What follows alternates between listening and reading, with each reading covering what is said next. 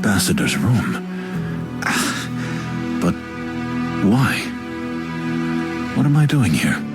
How long have I been here? Plato must be looking for me.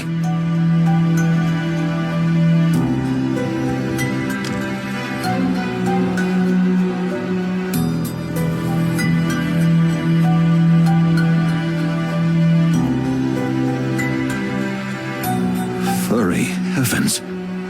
The ambassador. Is he dead? What might this be?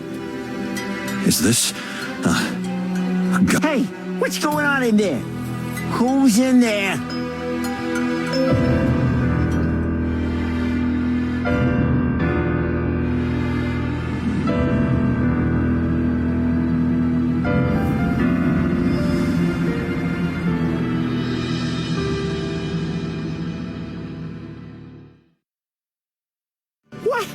What happened here, Moses?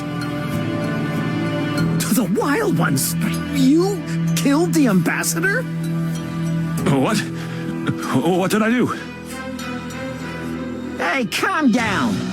Moses got here first, didn't he? That doesn't mean he killed the ambassador. Am I right? I think so. Do you think or do you know? The poor bastard's lying dead. You're standing in front of him, and that gun may not even be cold. I can still smell the cordite. Unfortunately, I have to say, it's really more than suspicious. Calm down. There's a rational explanation for everything. Moses and I are respected detectives of the Clawville Police Department, whose job it was to protect the ambassador at all costs. Well, in that case, you didn't do your job very well. Furry heavens. It's all over. Peace is over. There will be war.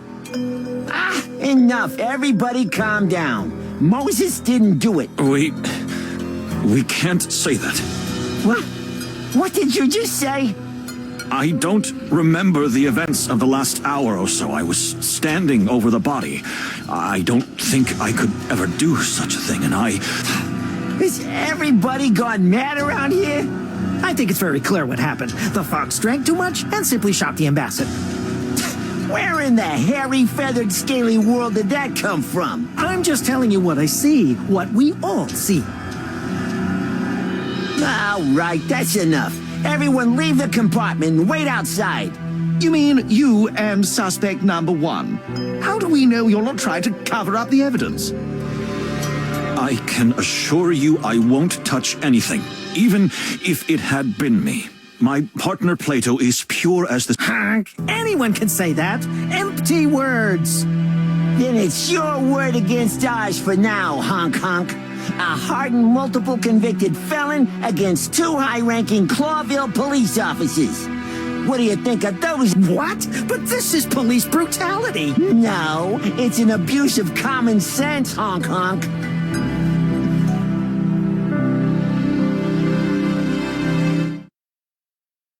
If I may, ladies and gentlemen, as a representative of the Clawville Express, I have to say, I'll stay here as a neutral party.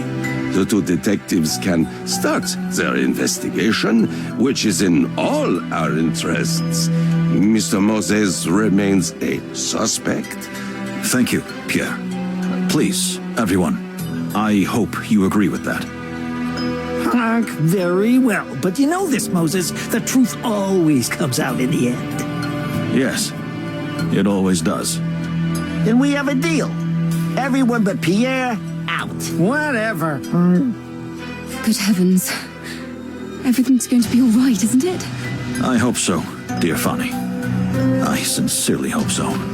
Well, this journey took a rather dark turn pretty quickly, right? Oh, I'm sorry my scriptwriter's not here.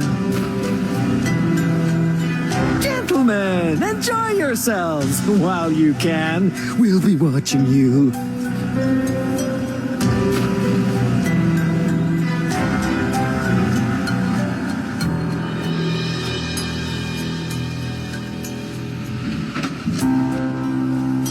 Well, well.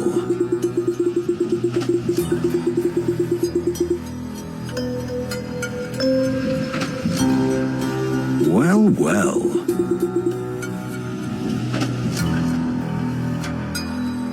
Let's see.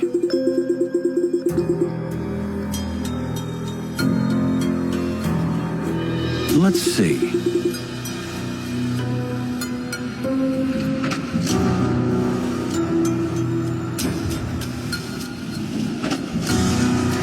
Interesting.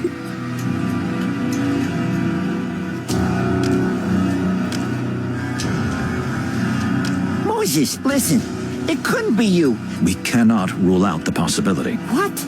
You suspect yourself? Not a bit, my dear friend, but until I can prove otherwise, This is insane. No, it's perfectly logical, Plato. I don't remember what happened last night, so anything could have happened. You must remember something. It's best to gather what we know. From the... Okay. Where do we start? Let's say, a freezing cold day greeted us on that fateful Stavonian morning. Furry heavens! Could you be any more cheesy? I thought I was getting better at this. That'll never happen. Well then, let's just start at the beginning.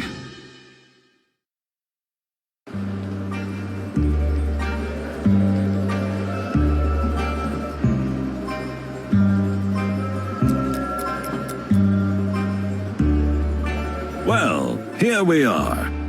I'm gonna freeze to death.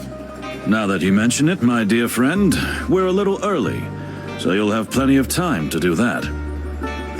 No matter. I can already taste the champagne and Champagne and olives? the party.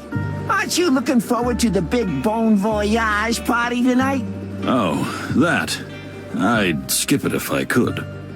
Ha! Moses, you're the saddest animal I've ever had the misfortune to meet. For once in your life, you should let loose. We're on a holiday, right? Let me remind you that no, we are not on holiday. This is work. Furry heavens. You're beyond hope, Moses. Well, you're probably right, my dear friend. So we freeze to death. But, I see other passengers are starting to arrive. We can have a little sniff around before we leave the station. Literally and figuratively. Good idea. Although I might not be able to move anymore.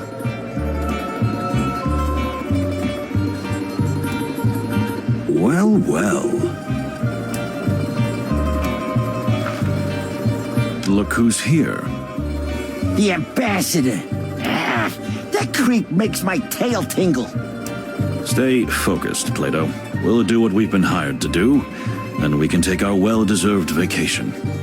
When I think we have to protect this monster. Let's not jump to conclusions, dear fellow. You know rumors are sometimes just rumors. These aren't just rumors, Moses. They're facts. We have a job to do, and we're going to do it. All right? Yeah, all right. Well, well. Finally. This is ridiculous. I've been waiting here for an age. Sir, welcome. Just grab the bags and pack them quickly. My daughter and I are freezing to death out here. Sir, I think you misunderstood. Are they paying you to talk or work?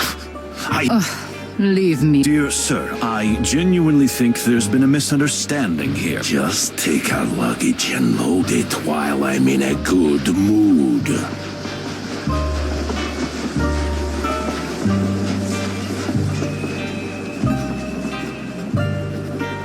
What did you say?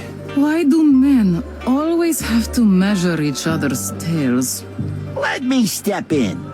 This is Moses Wildflower, and I'm Plato Palladius of the Clawville Police Department. We are here because, unfortunately for us, we have been entrusted with the full protection of you and your dear daughter until this magnificent train reaches Clawville. Is that so? Well, why didn't you start with that? We tried, but it must be the noise. Whatever. So you're in the service of the Fox King, huh? Very well. Then I'll see you at the party soon, yes? In fact, I think we'd rather... Moses, we'll be there, sir. All right, then. Joyful. Porter! Keep your voice down. My head is splitting. Interesting.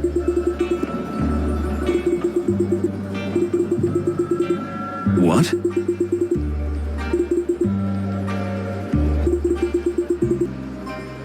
Yes?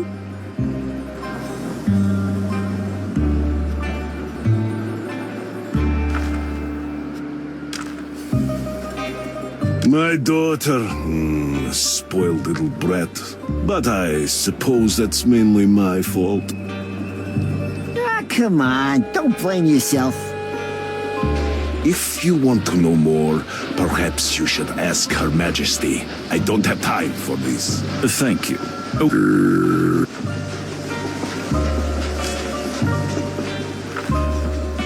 Madam, we are pleased to be of service. Do I look like I've molted for the first time? What? I beg your pardon? I know you despise us, and you have every reason to. But I don't care. Nor do I care about these ridiculous peace negotiations. Oh, I see. That was refreshingly cold and honest. Just stay away from me. Or at least... You know what? You're really a little...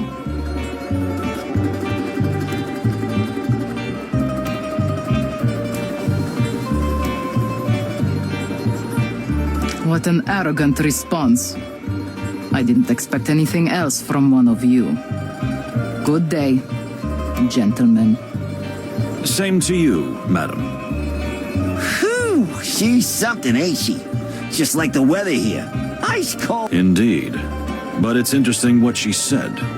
I mean... You know what? I don't like the idea of them myself. And these Stavonians... I thought you were a devout pacifist. Well, since I've been through the hell of war myself, I am. But this is just smoke and mirrors, Moses. There will never be peace between Stavonia and Clawville. Hostility is coated in our blood. Maybe. But let's not get ahead of ourselves. We haven't even started this journey. Yeah, you're right. And we might just be in for the adventure of a lifetime, huh? Oh, but every day is an adventure with you, Plato.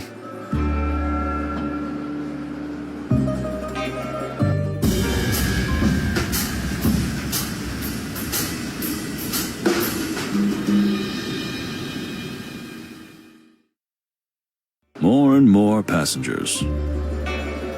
If you want to know more than animals are willing to tell you, use your refined senses, Moses. Remember what you've taught me. You're in a rather educational mood today, my dear friend. I could almost call it lecturing. You'll thank me later, Moses. Believe me. If you say so.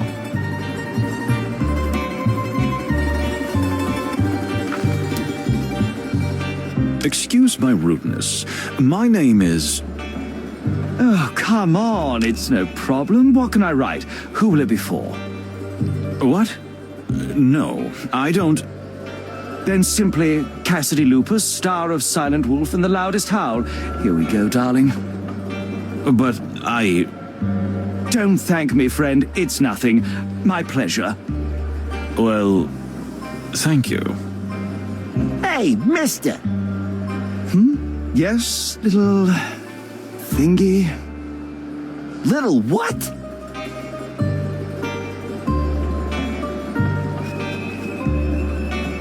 Oh my, did I say something wrong? Please, Plato, control yourself. This is Detective Moses Wildflower, and I'm Plato Palladius from the Clawville Police Department. And we're not here for your autograph. You can be sure of that. What, the police? For the wild ones. Cassidy, what have you done now? Not a single thing, Cassandra, dear, I swear. At least, I don't think. Nothing to worry about, madam. Sir, we just wanted to say hello and assure you that with 2 senior police officers on board, you will have the safest and most comfortable journey possible. Oh, really? That's rather nice to hear. Don't worry about Cassidy. He's a bit weak in the knees. But otherwise, he's a pretty nice guy.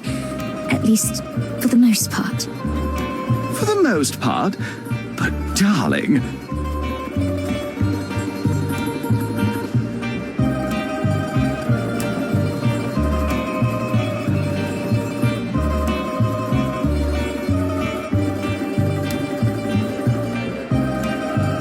Interesting.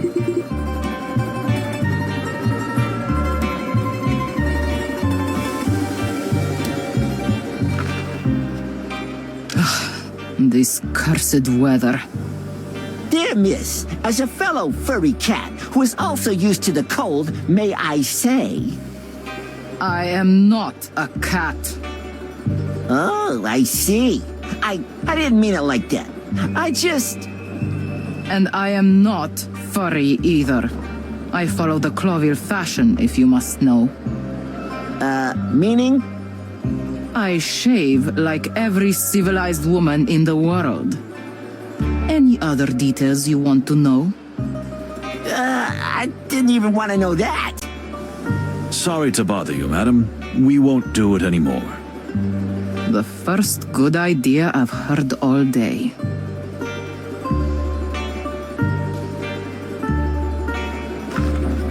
Do not bother me. Ask my daughter if you want to know something. You people give me migraines. I beg your pardon? Don't take it personally. I can't stand coppers. In any shape or form. Ah, I see. Well, the feeling is mutual. You're just kidding me, yes? Oh, of course.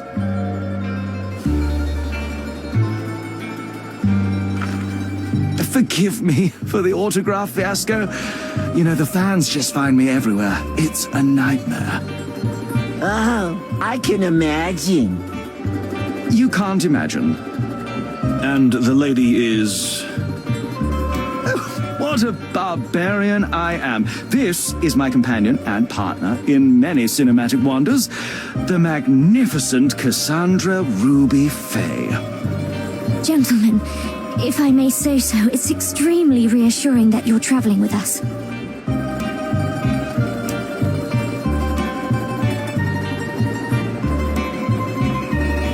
You are a real gentleman. Don't worry about a thing, as long as you see us.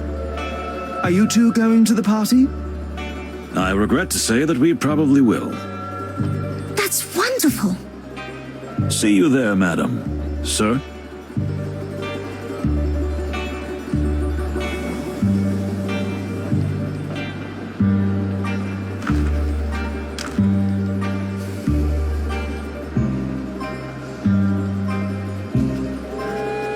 My father.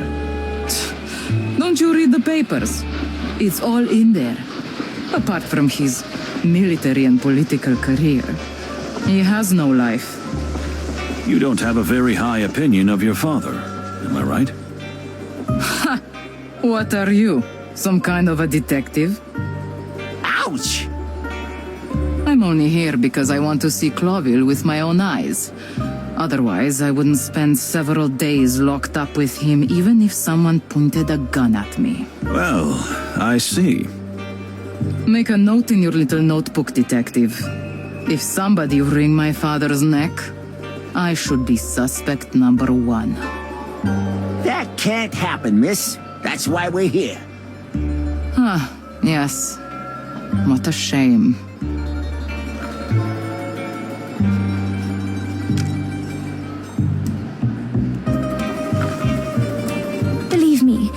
he's not so horrible. Just a little disorganized. Oh, you got me. For good. I couldn't deny it if I wanted to. You know, it's funny meeting you here, on the other side of the world. It is indeed. The wilderness is so small. Madam, I've been around the world more than once, and I assure you, it's quite huge. And yet, 4 citizens of Clawville just happened to be in the same place at the same time. What a wonderful coincidence. Am I right? I wouldn't be so sure that's a coincidence. Here we go. Ignore his cryptic remarks, like, our lives are a tattered detective novel. Oh, how exciting. Isn't it, darling? That's right.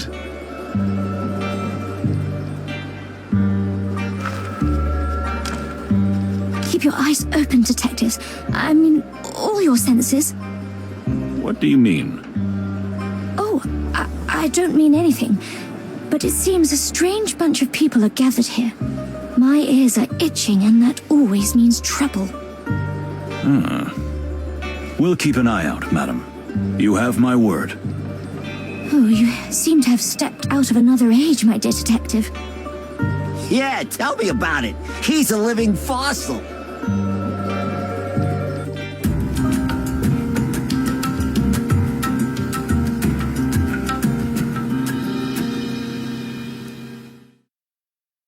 Well, well. Let's do this.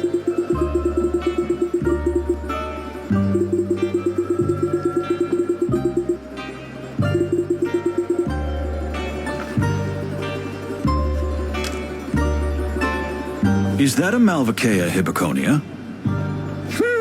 I was wondering the same thing myself. Plato, please. Do you really know the names of all the flower varieties in the world by heart? And is that even healthy? I'm the perfect example that names have meanings. I am Wildflower, after all. Also, everyone has a passion. And some are more harmful than others. You don't mean the flowers, do you?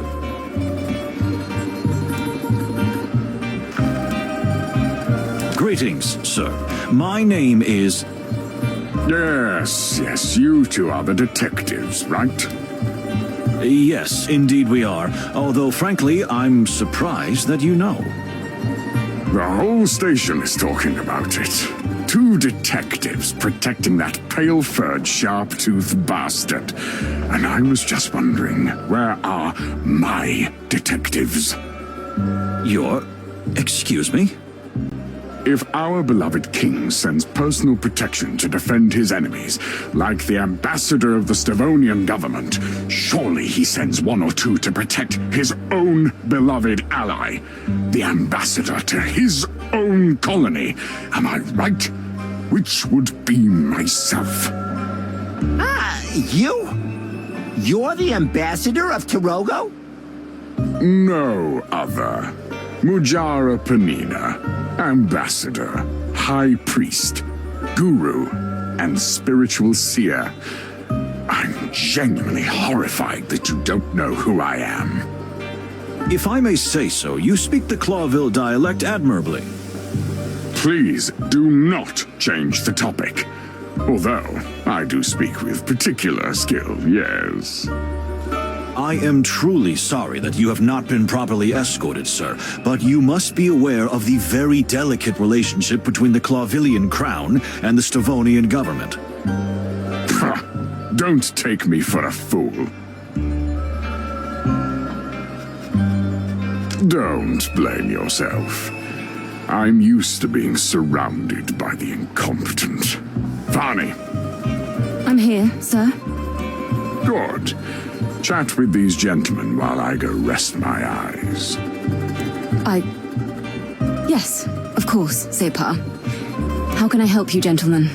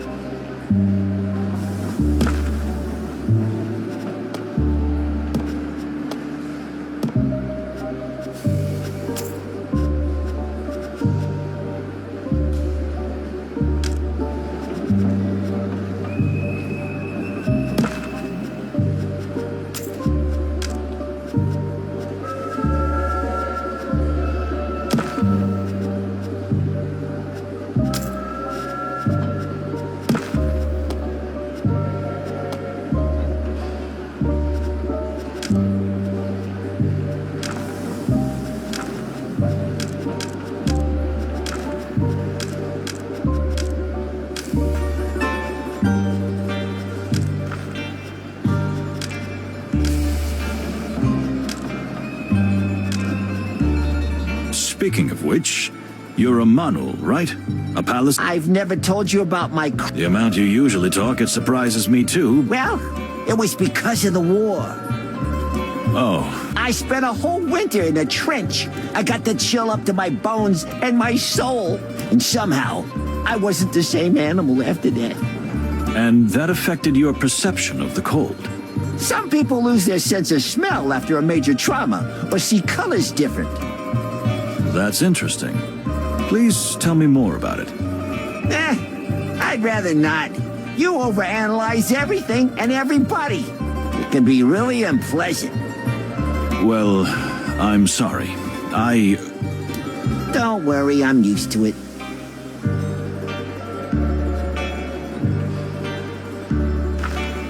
It's a pleasure to meet you and Ambassador Mujara. The Separ is quite tired.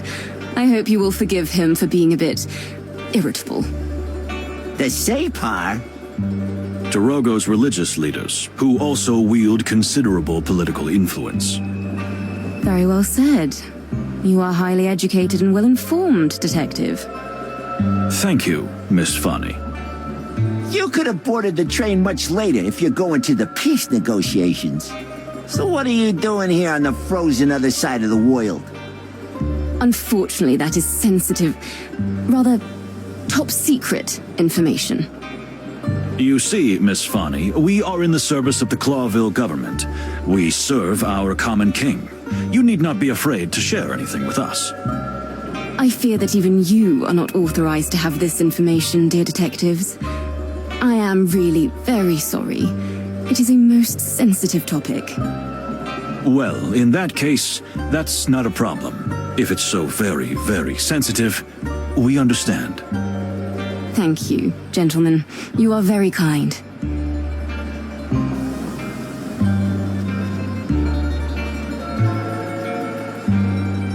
Secrets are part of our work. We understand. Thank you. Your discretion means a lot to me. Oh, we're discreet, ma'am. Well, yes, we are. Most of the time.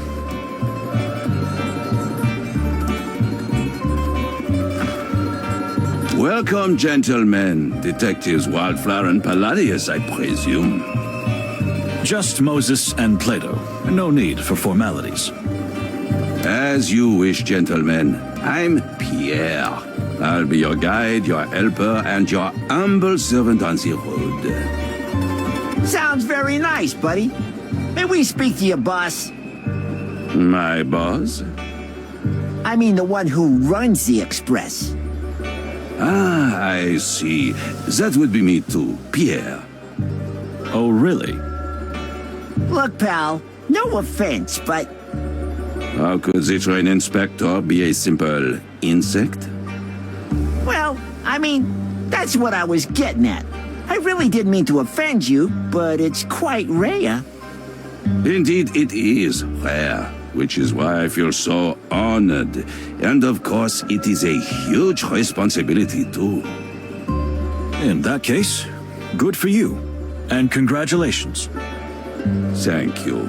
Please enjoy your journey. If there's anything I can do to help, I'll jump to it right away. Huh? You know, jump.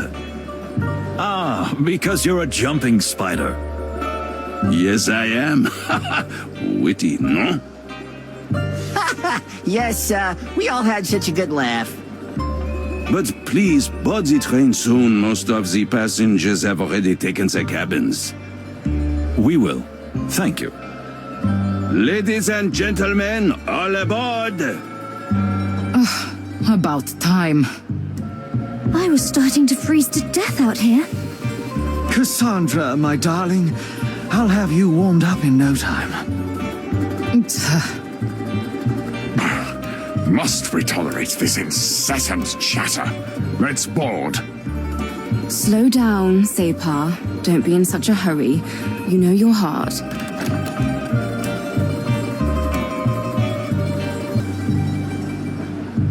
Well, it wasn't that hard to have a little chat, was it? It's a nice way to pass the time. I've already got the worst headache. Come on, you'll survive. So, should we hop on board then? If we must. Quite strange company we got here, don't you think? And we haven't seen half of it yet. Something smells fishy to me. This Mujara guy and his assistant. Not to mention His Excellency the Ambassador and his ice-cold daughter. We're in for an interesting journey, that's for sure. But I wouldn't jump to conclusions just yet. Well, anyway, time to get ready for the party. Oh no, the party. You shouldn't have mentioned. My head. Come on, Chief. Let's get dressed up, have a drink or two, and go to the little rat hole in the back of the train for a good sleep. What could go wrong? Famous last words, eh? Ha! See? You're getting a sense of humor. No.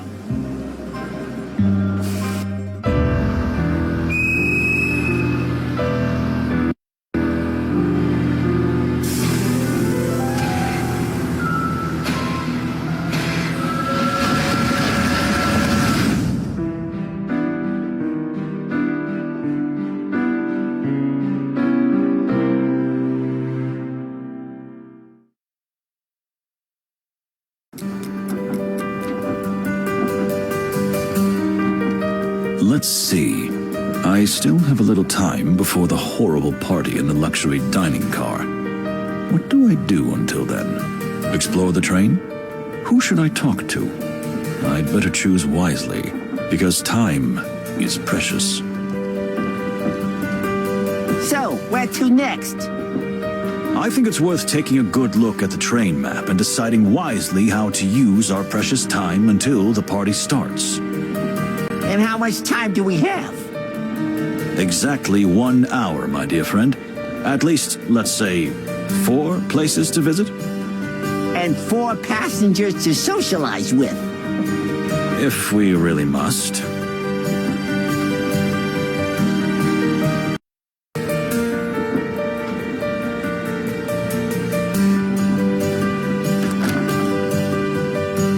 Hey, you're the detectives, aren't you? The high rollers from Clawville. High rollers. I don't hear that enough. Detectives Moses and Plato, yes, that would be us. And who do we have the honor of speaking to? Me? I'm Basil. Basil Pesca is my honest name and it's full furry glory. To my friends, it's Baz. To my enemies, it's Ratty Pesca. Well, I'm a wombat, but you don't usually get to choose your nickname, eh? Nice to meet you. Unfortunately, it looks like we're going to be travel companions. Yes, we are, but don't let the condition of the carriage put you off. I'm not saying it's as good as the others, but I'm not saying it isn't. I'm not sure I follow you, pal. You see, my dear furry friend, everything is relative and a matter of comparison. That's not a real answer, is it? Ah, so you really are detectives. Obsessed with facts, huh? Well, you'll have something to investigate soon, I tell you. Just keep watching.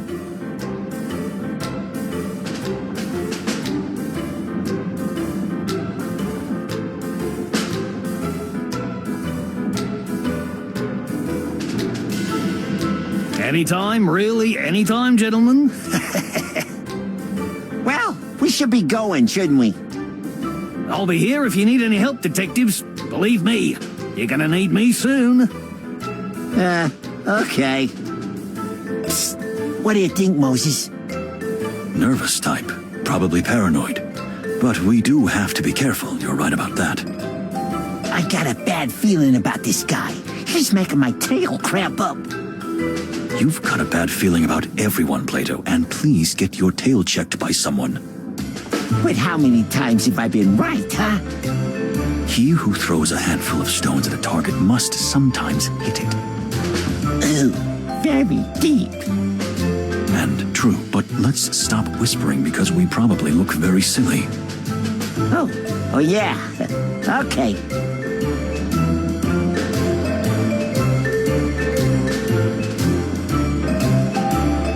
Interesting.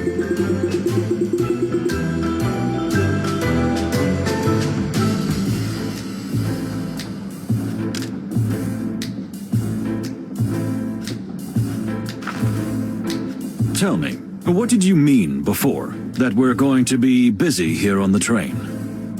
Did you meet the bloody colonel? I beg your pardon? The Stavonian ambassador. People called him a butcher when he fought in the Colonial War, and other names, some way worse. Interesting. And there's that actor, if you can call him that. What a ripoff.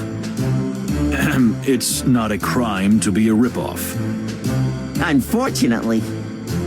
And his girlfriend? Did you see the signs? She seems terribly unstable. She must be hysterical, or worse, she could crack at any moment.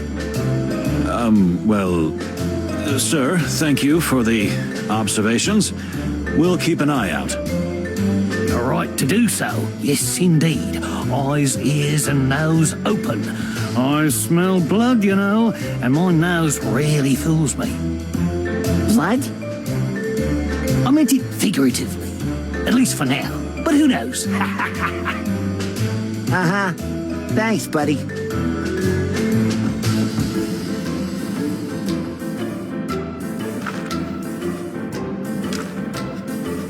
So, what do you do for a living?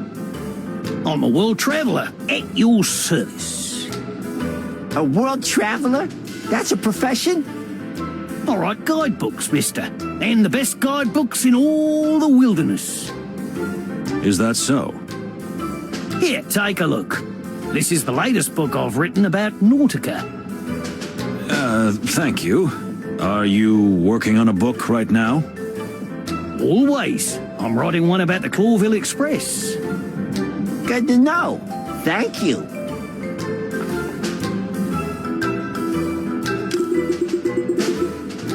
Let's see.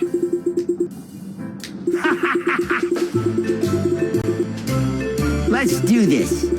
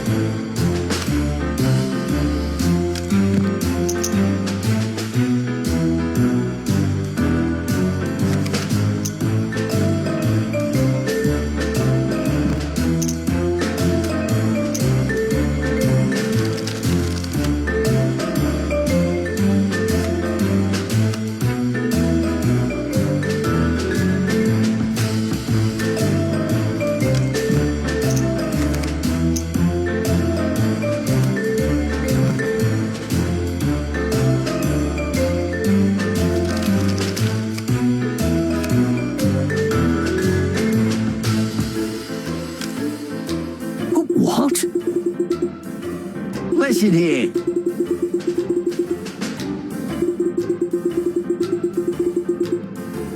What?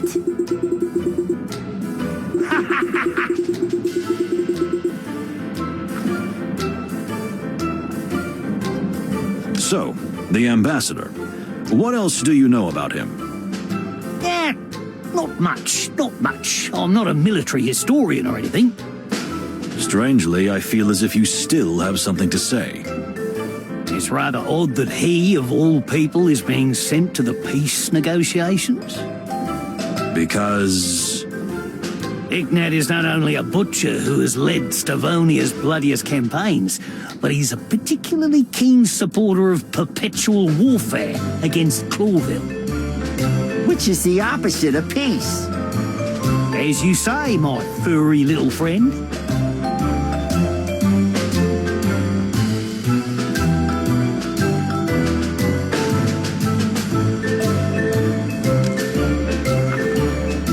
If you ask me, it's no coincidence you've been exiled to the last car. You mean someone might have deliberately wanted to distance us? I'm not saying they did. Well, I'm not saying they didn't. You think I'm just paranoid, eh? What? Nah. Well, think what you want. But one thing's for sure, gentlemen. Someone is trying to kill the Stavonian ambassador. I can feel it in my tail. You what? Wombats have tails too, you know. And mine's as good as yours, even if it's a little smaller. For the wild ones. You better take what I say seriously, detectives.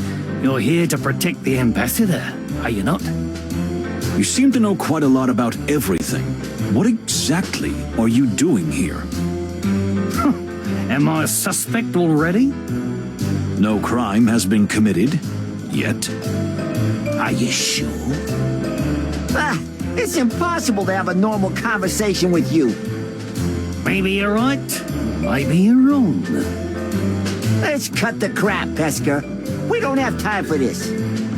The clock is ticking. Tick-tock. We'll be back.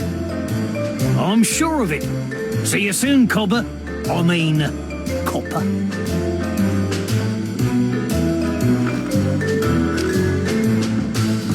And what do you think of the other ambassador? I don't know much about him. He's a bit of a mystical figure. I mean, he is really some kind of shaman or something. But I know he's sick just thinking about being on the same train with a Stavonian delegation. Because? Everyone knows that the people of the Tarago colonies hate the Stavonians. Historical reasons, you know? Great massacre, genocide, invasion, slavery, just the usual. And that's why peace is important, isn't it? Maybe so, but someone may be seeking revenge instead. So you're implying that Ambassador Mujara would seek revenge for what happened to his people? I said no such thing. I said someone. You're playing games with us, ain't you? Oh, come on, not just you. Don't take it personally. I'm playing games with everyone. I already feel less special. If there's one thing I can tell you, Mujara's sole presence is highly suspicious in itself. Why? Why here? Why now? A deliberate political provocation? Or is it kind of a test? You mean the Crown is testing the Stavonians by bringing them together with their enemies? Why not? Tell me, do you like spy novels by any chance? Oh, how do you know? I eat 'em up like a good tender straw. Yeah, I thought so.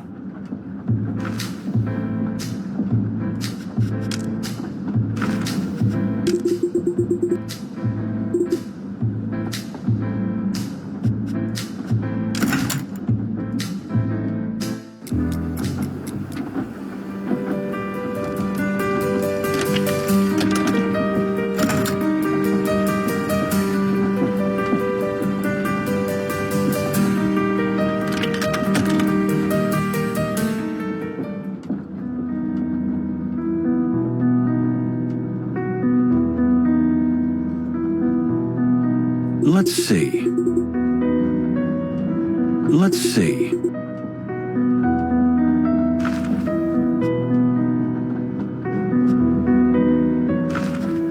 Interesting.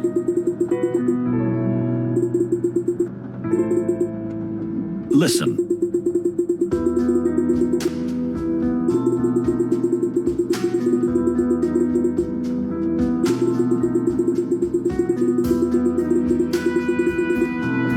What?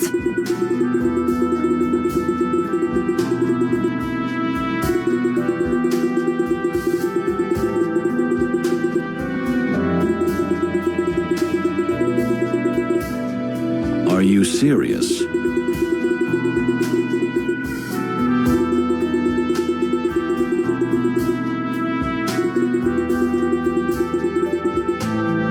Yes?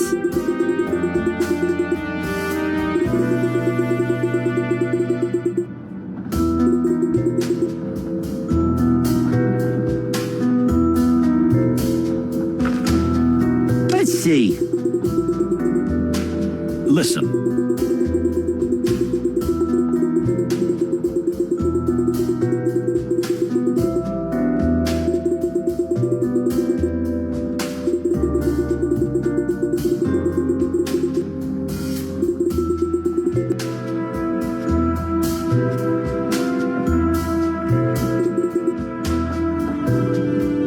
Indeed. No way. Well, well.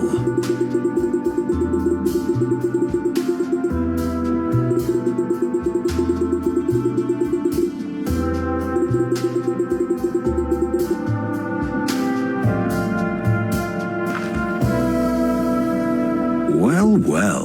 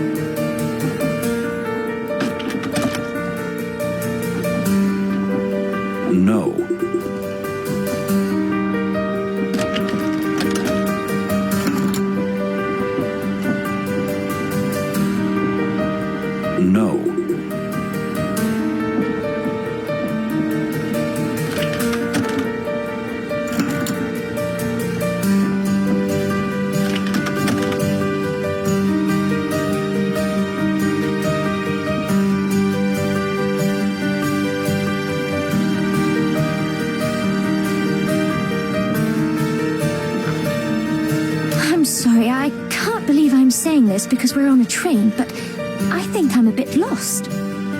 Not to worry, Miss Fay. It is indeed a train, but a rather large one. With quite a lot of secrets. Let's hope not. I'm so glad you detectives are here. And why is that? Well, rumor has it the ambassador's about to be assassinated. What? Haven't you heard? Everyone's talking about it. They say someone on the train is trying to kill Ambassador Ignat. Although we don't think this will happen. I've heard it more than once, and I'm not even the social type.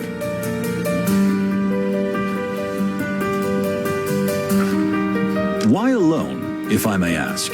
Isn't Mr. Lupus your partner on this trip? On this trip, and I hope even further, yes. However, you know he's under a lot of pressure lately with our latest picture, and tends to shut himself away for an hour or two. It's his personal downtime. Ah, I see. New picture? Yes, El Wolf.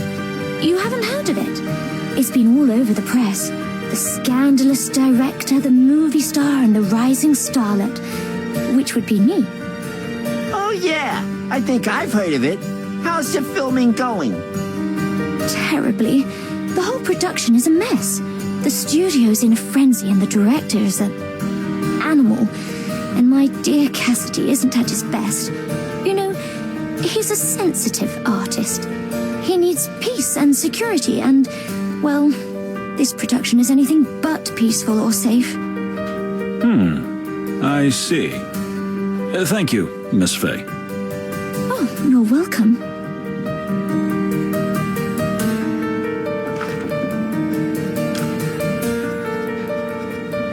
You said the director of the upcoming film is an animal.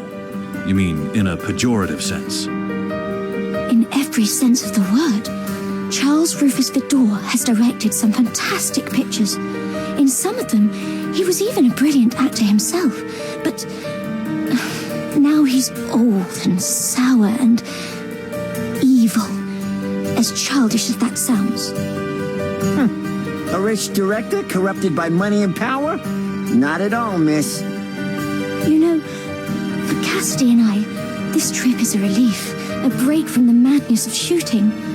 Thanks to the Great Wild Ones, the Crown thought the presence of 2 movie stars would brighten up the whole trip. So you're not just here on holiday? Holiday, relaxation, and still a bit of work, yes. I like to think of us as ambassadors for Clawvillian culture. I see. Nice thought. Isn't it? I think so myself. Your dear husband. Partner. Behold, the great Moses Wildflower is embarrassed. Don't be ridiculous, Plato. Don't be embarrassed, dear Mr. Wildflower. Cassidy and I aren't married yet, but if all goes well, we'll finally get wed after filming El Wolf. Oh, congratulations. Well, if we can get through that horrible shoot with that beast of a director.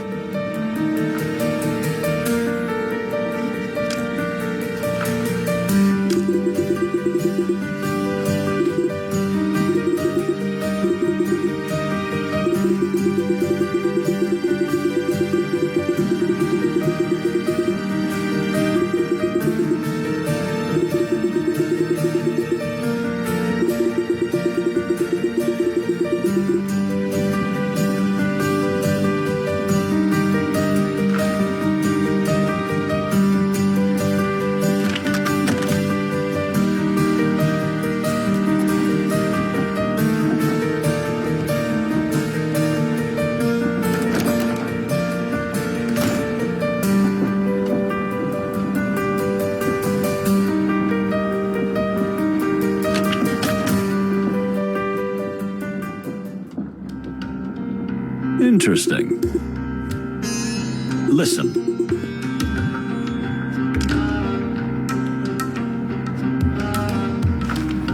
Dear Miss Fani, it is a pleasure meeting you again. Likewise, dear Mr. Wildflower. Oh, You remembered my name. I'm honored. Well, as an ambassador's assistant, I am a prisoner of details. As am I.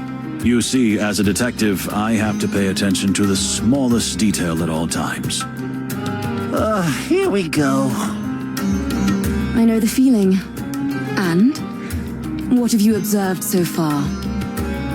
Well, you're, how shall I say, exceptionally pretty and tidy and... That's so sweet, but that's not what I mean. I mean, what did you observe about the train and the passengers? Oh, of course. Silly me. Great wild ones, save us. So, yes, a rather odd bunch of people have gathered here, although we haven't managed to talk to everyone yet. Have you heard the rumor? The rumor? That someone... it's terrible even to say it, but... there are whispers that someone is trying to kill the Stavonian ambassador. Don't worry, miss. That won't happen. That's why we're here. But aren't you putting yourselves in danger? Maybe so, but it's part of the job. Oh, how heroic. Okay, this is where I die. Please, just let me know if you need anything. Anything? Anything? Anything, milady. I will, Moses. I mean, Mr. Wildflower.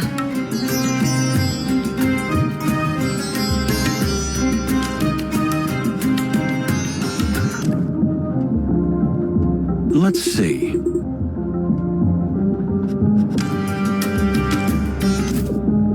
Interesting.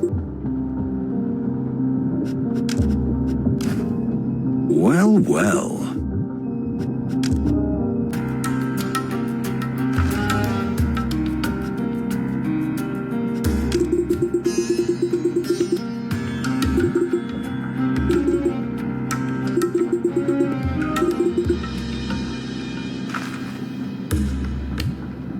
A casual conversation can very easily turn into a bloody serious one.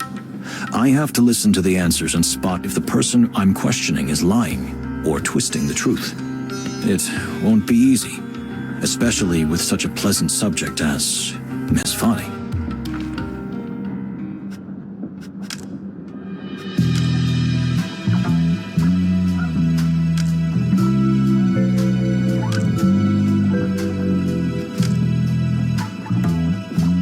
So, how is your journey so far? Well, the train is very comfortable, and the ambassador is pleased. Yes, but I'm asking you, not the ambassador. Oh, well, yes. I've never been on a train with such class, you know? I'm very thrilled about it. What else? I can see that you're a little embarrassed, if I don't offend you by saying so. You're so observant. Yes, well, besides being excited, I'm also a little uncomfortable, as I don't really know how to behave in a situation like this, with such important people. I believe you. I advise you to just be yourself. That's always the best way. Oh, really? I think so myself.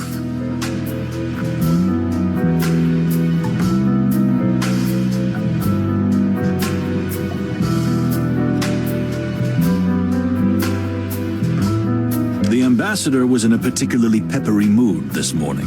Could it have been the cold? The weather is indeed hard on him. We're from the sweltering Toronto, but... The Sapar is quite upset about Ambassador Ignat.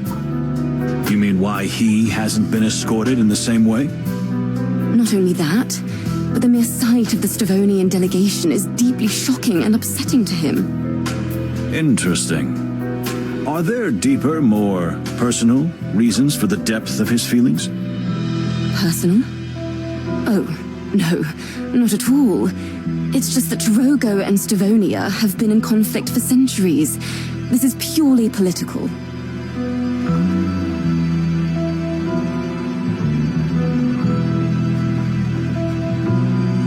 What do you think of Stavonia? We are taught from an early age that this place is pure evil. You know, because of the shared history between our nations. But to be honest, the people here have been kind to me, and the country is beautiful. Although, I'll admit it's a bit cold for my taste. I'm glad you're so honest and open, Miss Fani. It helps our work a lot. Your work? You mean, this is some kind of interrogation? Did something happen? No, but, you know, we're always inquiring. It's kind of a professional habit. And, well, better safe than sorry, right? Yes, exactly. You're right.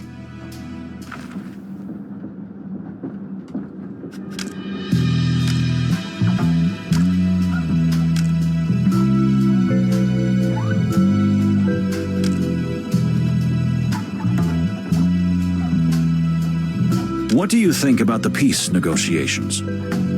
You're asking me? Yes, you. Not the Separ, but you. I want your opinion. Oh. Well, you know, I hadn't really thought about it that much. I'm so preoccupied with the ambassador's thoughts and concerns. You almost forgot you have your own, don't you? Yes, exactly.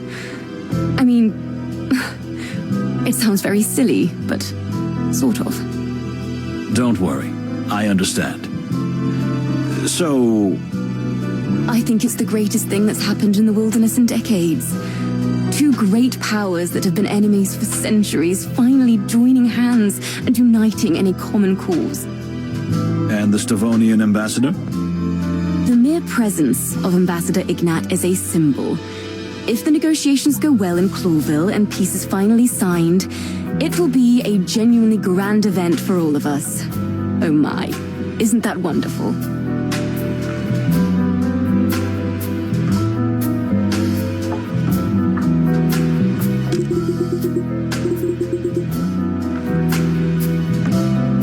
Tell me, is there something wrong with the ambassador's health?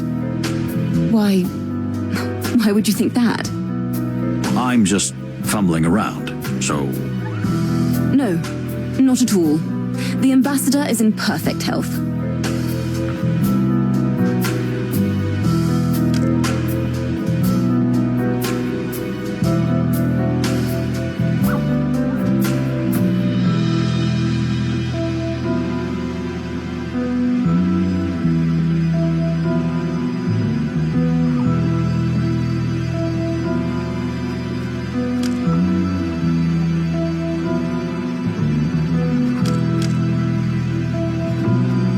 We heard you tell the ambassador to watch his heart. At another time, you said he is often tired nowadays. You've got me, yes. The ambassador has a serious heart condition, but he does not like to appear weak in front of anyone, especially in front of his enemies. That's understandable. Thank you. We won't pass it on to anyone, we promise. Thank you.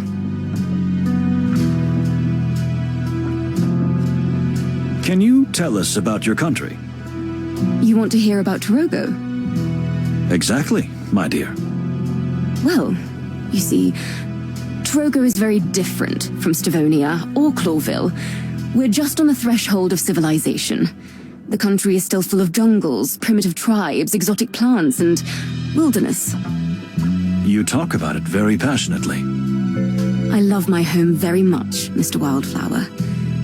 Notwithstanding, or perhaps because of, all the horrors it has endured in the last century. You mean the Stavonian invasion? Not just that, but, you know, and I mean no offense, but Clawville is also just another colonial power. And I don't mean to sound ungrateful, I'm very thankful to our common king, but... Please, continue. I don't want to bore you with my nonsense. You're not boring me, my dear. Please. Clawville has done our country a great service, given us many useful modern things. It's just that it's taken something too. Something that was very important to us. Our souls. Our freedom. Tell me, why are you really here? I mean, why are you really here? I'm sorry. I don't know what you were suggesting. So you were on holiday? Right here, one of the coldest places of the whole wild world.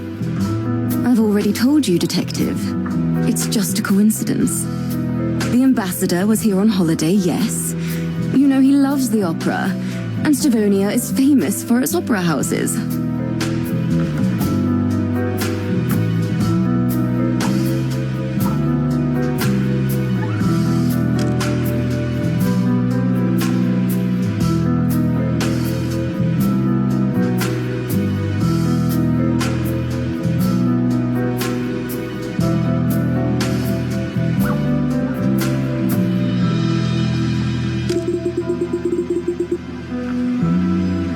What do you think of your fellow passengers?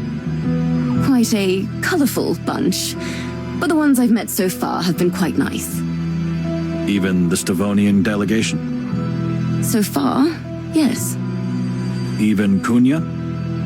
You mean the ambassador's daughter? Well, she was a little more cold than she should have been. I can believe that. The mere presence of her chills the room by 2 degrees, doesn't it? As you say, dear detective. Exactly.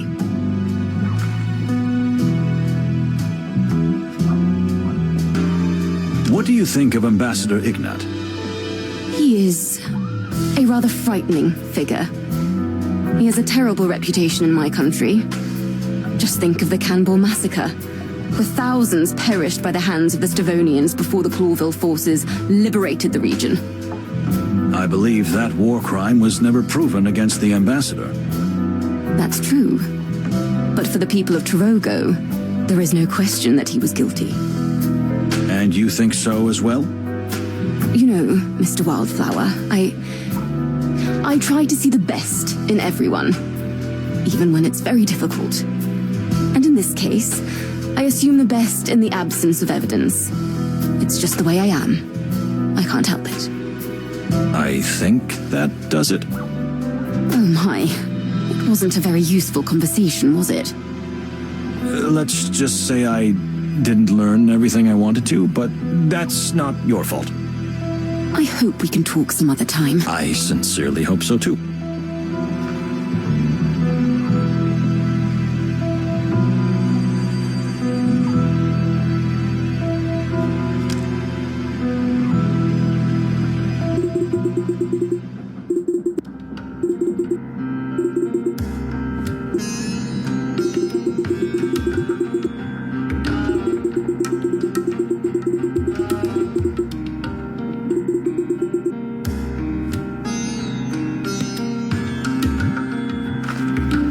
Indeed.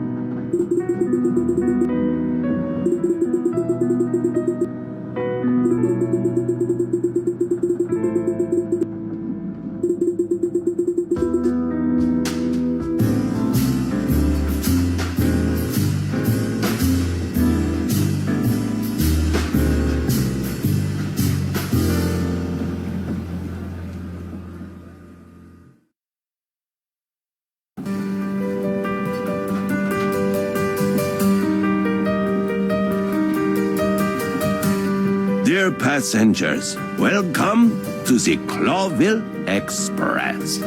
I'm Pierre. I'm the conductor and steward in one person. Feel free to ask me any questions. about the journey. Boring! Get to the point already. Yes, well, what we're here for is a noble occasion. The Republic of Slavonia and the colonial empire of Clawville finally make peace. And together they cross the wilderness on the symbolic passage to seal the pact with a signature. Wow! I can't wait to see that. Hank, Hank, Hank. How wonderful it is to be here. Hush, my dear. Oh, yes. Sorry. A special welcome to the representative of the Torogo colonies, Ambassador Mojara. Greetings. And of course, the Slavonian ambassador and his lovely daughter.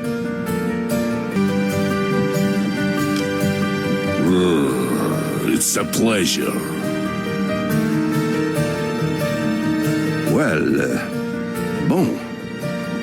This magnificent train will stop in the wonderful undersea port of Nautica and the mesmerizing cloudy hills of Averia, with the final destination being, of course, the legendary Clawville.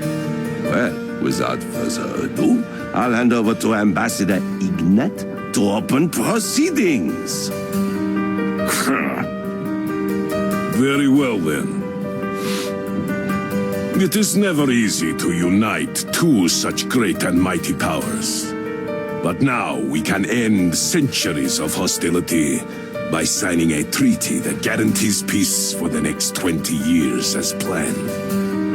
That is why I am here, as are many of you, whoever you might be. Are you talking about me? Here we go. Hank, Hank. The party is starting. Perhaps many of you know that I am not one for word talk, nor am I one for peace. That's for sure. Please, Ambassador, not now. Yet, I am here now because I believe this treaty will benefit both nations greatly. But I have to say, the glorious leaders of Slavonia have given me the authority to decide for myself whether or not to sign the treaty. What impudence!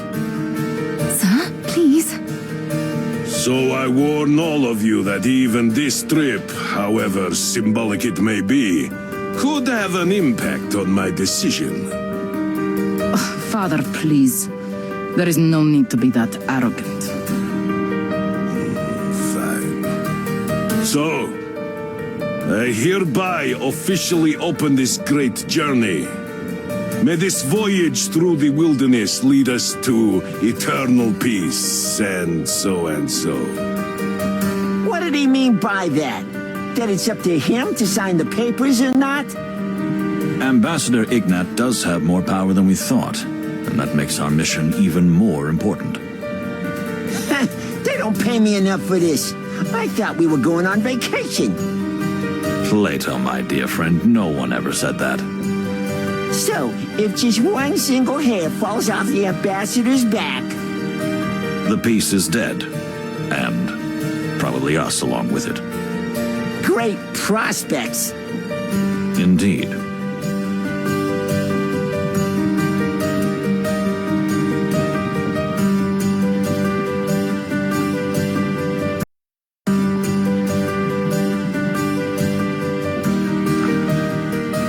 You really are a terrific fella.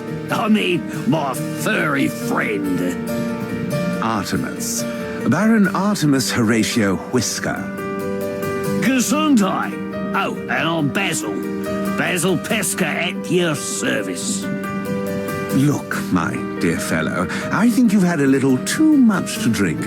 Would you mind looking for company elsewhere? Oh, the smell. The smell? Yes. So you can smell it too. Something stinks on this train. And I don't mean the water buffalo.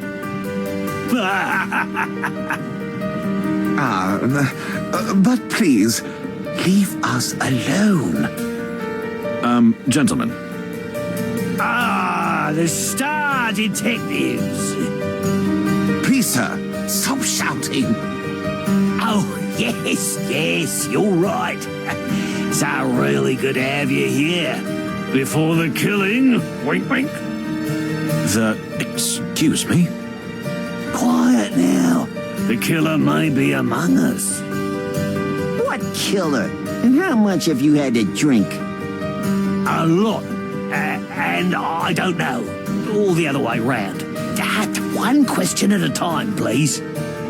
So, about that killer, who might it be? I'm not a detective. Or am I? Well, in that case, thank you for the warning. Yeah, don't drink so much. We may have to call a doctor on you. Is there even a doctor on board? What if I'm a doctor? Oh, so what's your diagnosis? My diagnosis is that I'm severely dehydrated. Where can I get a drink around here? Where's my spider buddy? Pierre?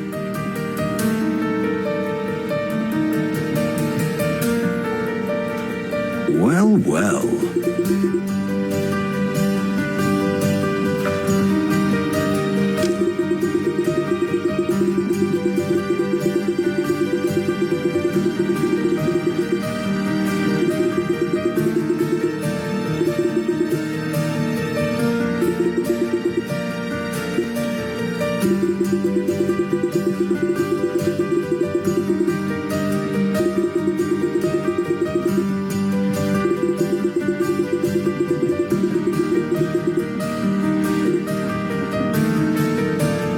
Interesting.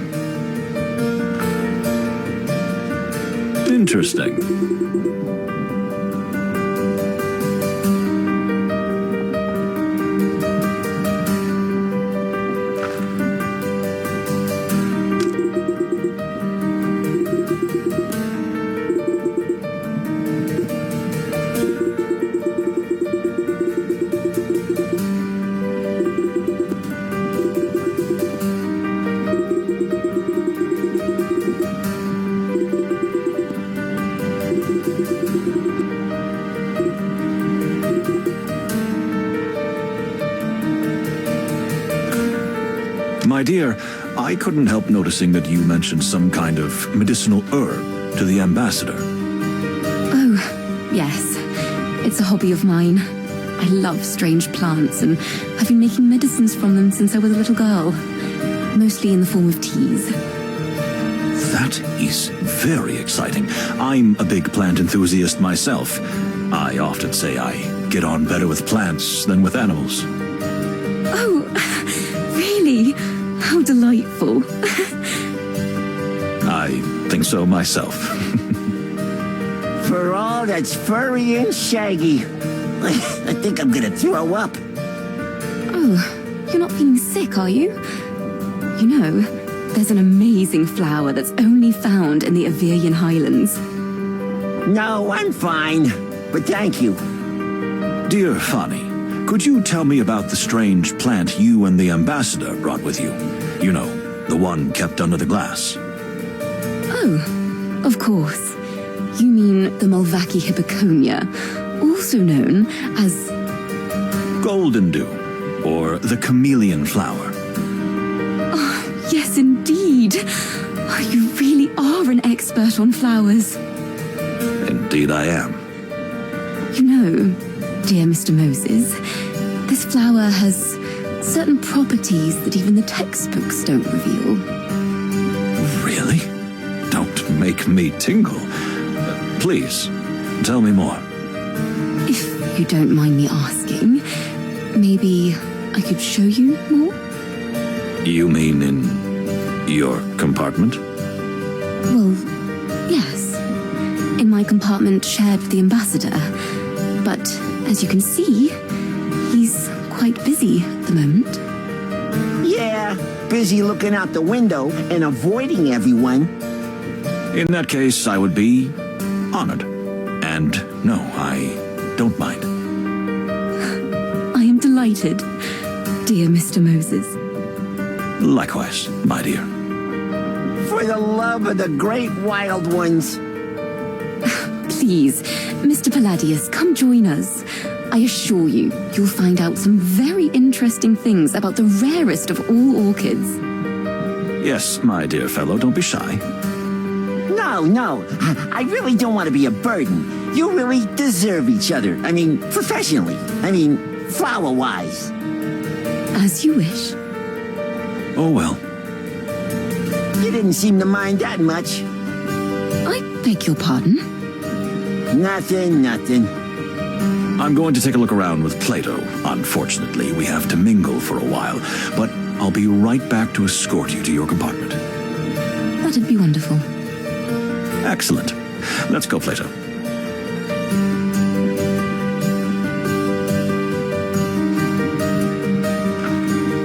Listen.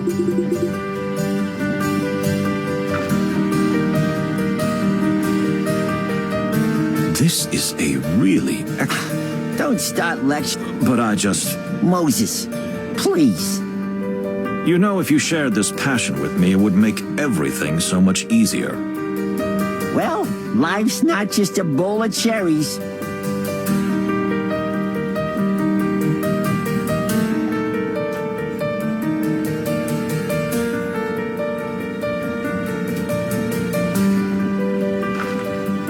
Have you found it yet? Not yet, but I'm sure he's on the train, Mr. Ambassador. Don't you, Mr. Ambassador, me, Hong Kong. Do what you have to do. The detectives. We are finished here. Oh, sorry, we don't want to bother you. Goodbye, then. That was, cold. Well, you guys are real experts on timing, aren't you? We are. May we ask what the discussion we interrupted was about? Nothing. Just a little trinket the ambassador lost. And why did he ask you to retrieve it, of all people? You know, I have a good eye for expensive things.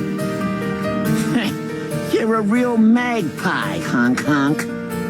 Well, thank you. I take that as a compliment.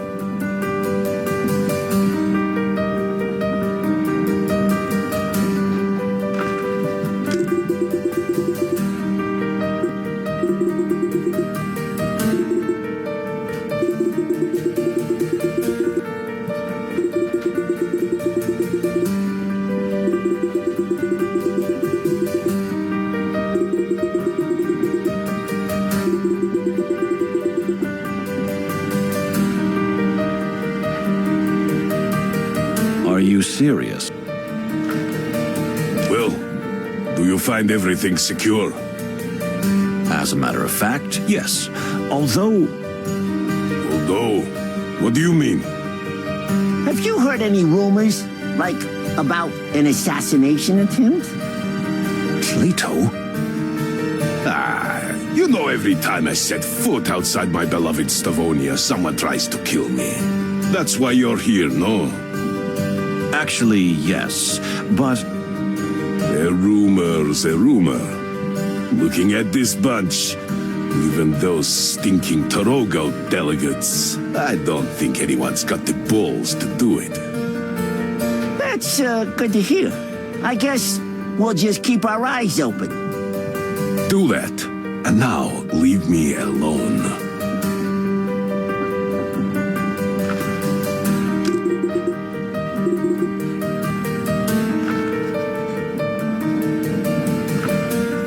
Calm down, darling. No one is killing anyone. Easy for you to say, Cassidy, but I can feel it in my bones that there's going to be trouble. You always feel that way, darling. And we always get in trouble. Well, there's some truth in that, but still. Why doesn't anybody ever believe me? Am I cursed? Madam? Sir? Ah, the good detectives couldn't have come at a better time. How's that? Please reassure Cassandra that nothing bad will happen on our trip. Well, we'll do our best to make sure it doesn't, but promises are hard to make. Come on, Moses. It's just a few days' ride. It'll be fine. I'm so glad you said that. We'll be on watch, Miss Fay.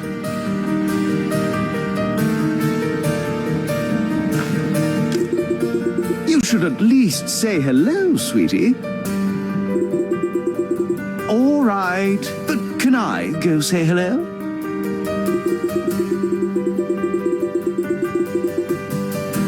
What? The very suggestion is offensive. Oh, here we go again. You're driving me crazy. Ah, detectives, you're still here. What a relief.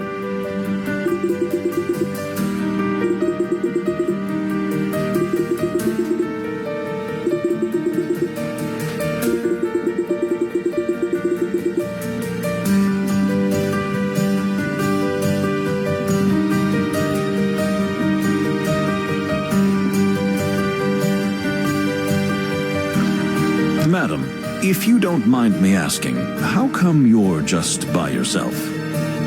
With whom else do you think I might mingle here? I just want to see Clawville. This ridiculous trip with the peace negotiations, I care little. You don't mind your father being in the history books? Oh, he's been in many books, and nothing good has ever been written about him. Well, now is his chance to make history with the peace, right? Oh, come on. It's all just smoke and mirrors. They're wasting time. You think war is inevitable?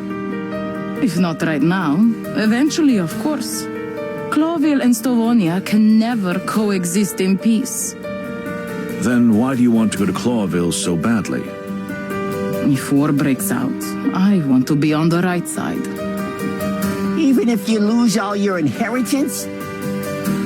Money's one thing, but the freedom you people have is a far greater treasure. Interesting. I've never thought about it like that. Just spend a few weeks in our country. You will understand. Anything else?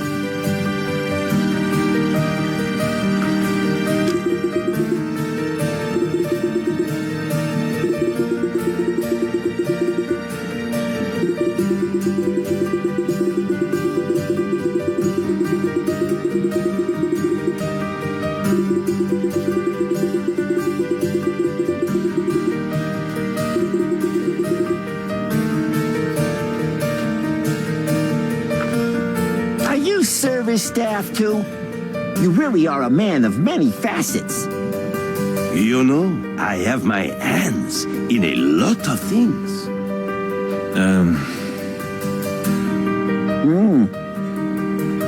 Because you're a spider, right? Exactly. 2 legs, 6 hands, there's much they can do. I'll bet. Good for you.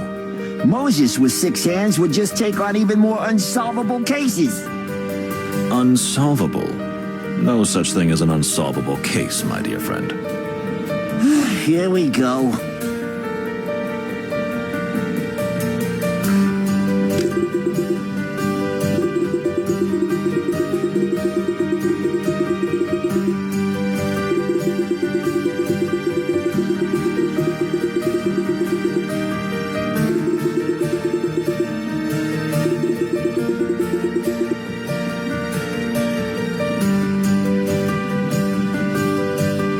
So, what do you think? Is this gonna be a peaceful journey? I'm worried about rumors of a possible assassination, but it was expected. Yeah, relations between the 2 countries is still fragile. That's an understatement. But I think there's no cause for concern at the moment. So then, can we finally enjoy the evening? Make it so, my dear Plato. And I will keep my promise and escort Miss Fani to her compartment. To visit her flower, huh? Whatever you're implying, it is not even worthy of a reply. Just enjoy yourself, Moses. You deserve it. Do the same, dear friend. I'll see you in our compartment. Yep.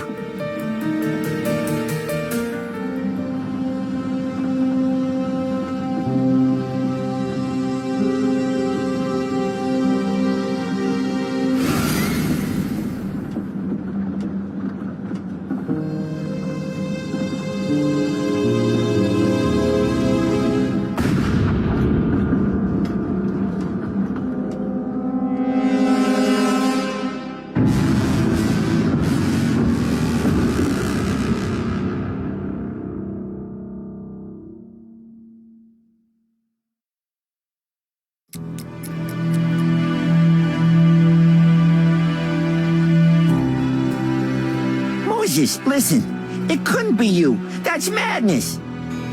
We cannot rule out the possibility. What? You suspect yourself? Not a bit, my dear friend, but until I can prove otherwise, I can't rule out the possibility. This is insanity. No, it's perfectly logical, Plato. I don't remember what happened last night, so anything could have happened.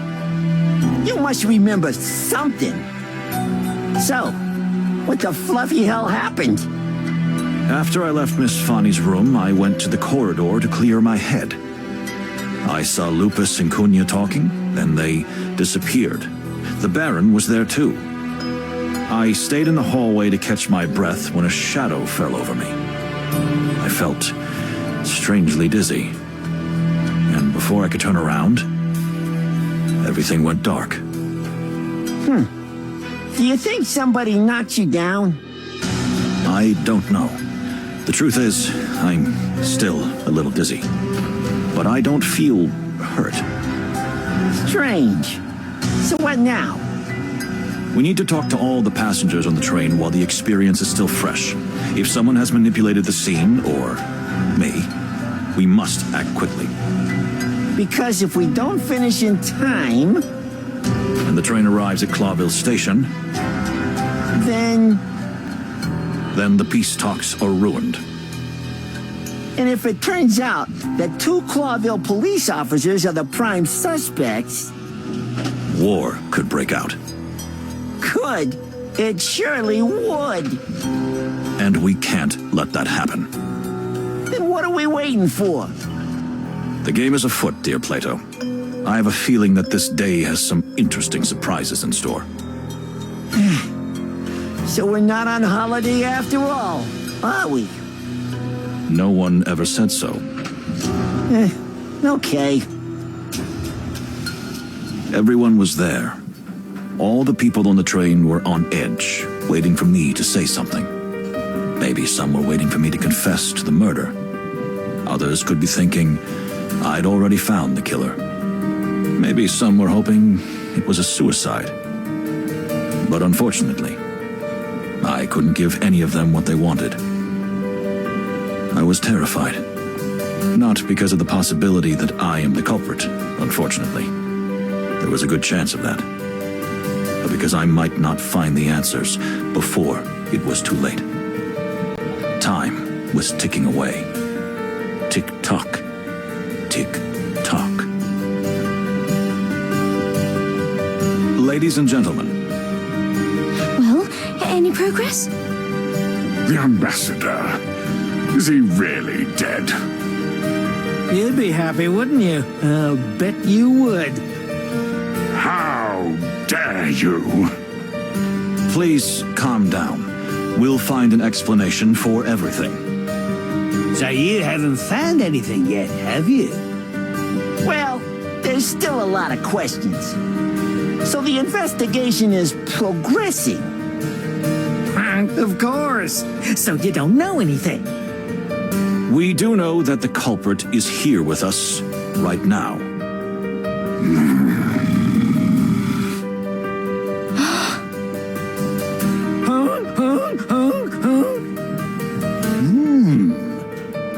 Everybody, please, listen to me. Did I do it? Perhaps. Unfortunately, I have no memory of it. But I can assure you that whether I did it or not, I will catch the culprit with my loyal partner Plato. You have my word of honor. You may think, why should we let the prime suspect roam free? And you'd be right. But from my observation so far, almost everyone on this train would have had some motive to commit this hideous act. I was at the scene, but so far, that doesn't prove anything. And since no one on this train can get to the bottom of a case like this except me and my partner, there is no logical choice but to let us pursue this investigation. We only have a few days before the train reaches Clawville. If we don't find out what happened by then, the peace will never be made. And war may break out.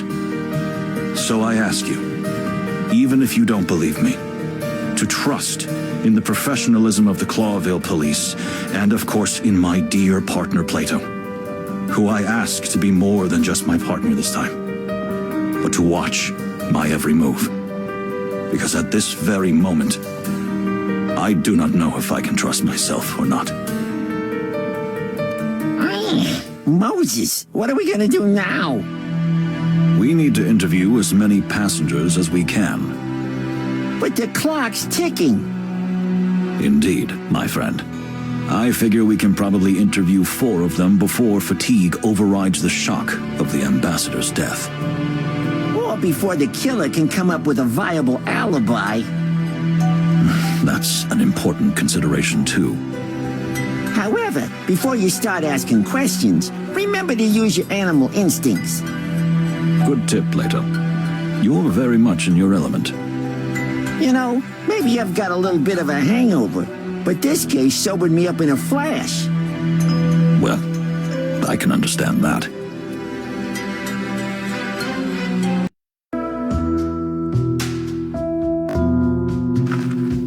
Oh, no, this can't be. No, it can't. Pierre? Yes, I'm here. I hope I can help you, detectives. Excuse me, but you seem really upset. Well, this is my first trip as a supervisor on the Clawville Express. In fact, it's the first time in history that an insect has ever got this job. And what happens? Somebody gets killed. Not even somebody. An ambassador of peace. Yeah, sounds really harsh, summed up like that. I'm sure no one thinks you had anything to do with it. It doesn't matter. I'm an insect. My career is over. It's all over.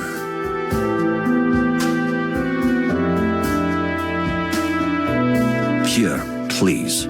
We need you. You're smart and highly qualified. If you don't help us, we can't get to the bottom of this.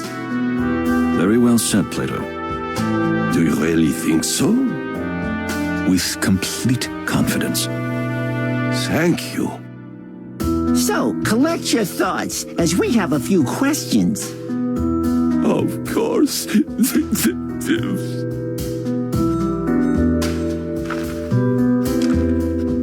So, what happened last night, from your point of view?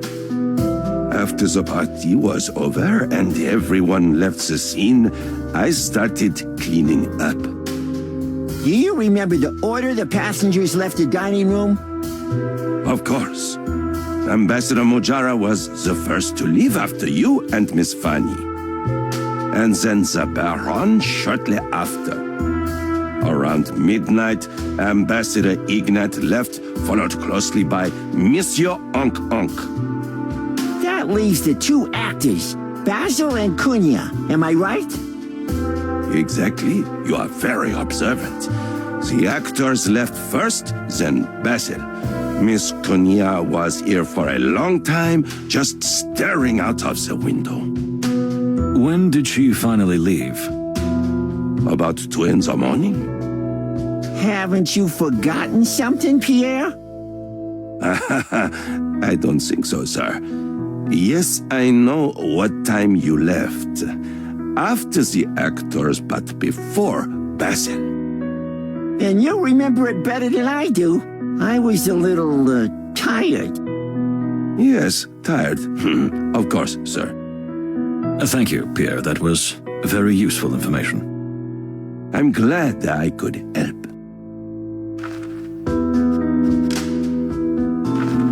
Indeed.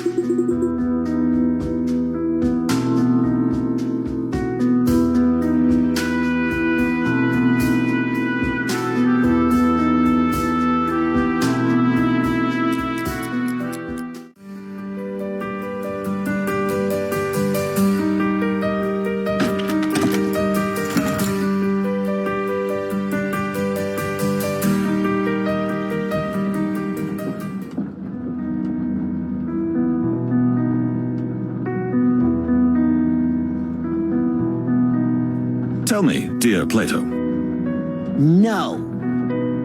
But I haven't even asked my question yet.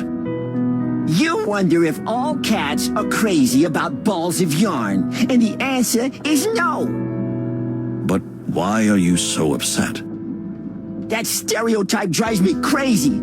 You know, there was a serious addict in my family. Really?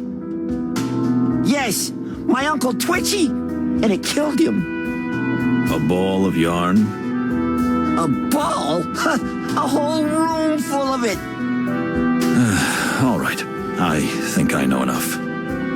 You definitely do.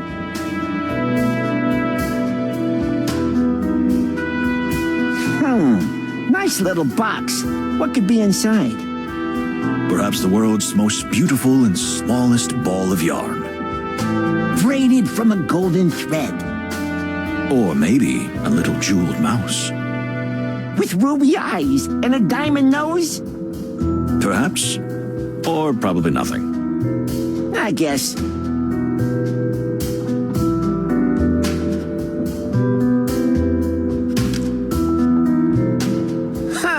Look at my Moses. I know. Sorry. Dear Sir Baron, may we ask you a few questions? Me? Why? Shouldn't you be the one to be questioned? Yes, indeed. You mean you believe a Clawville detective is the culprit? Why not?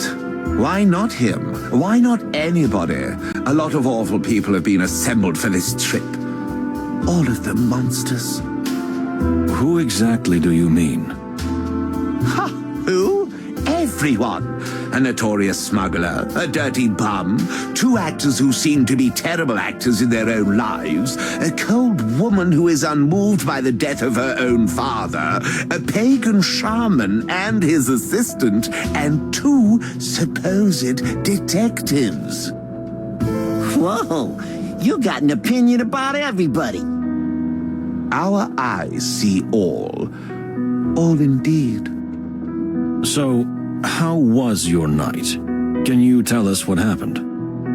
Oh, if you insist. We really don't have time for this.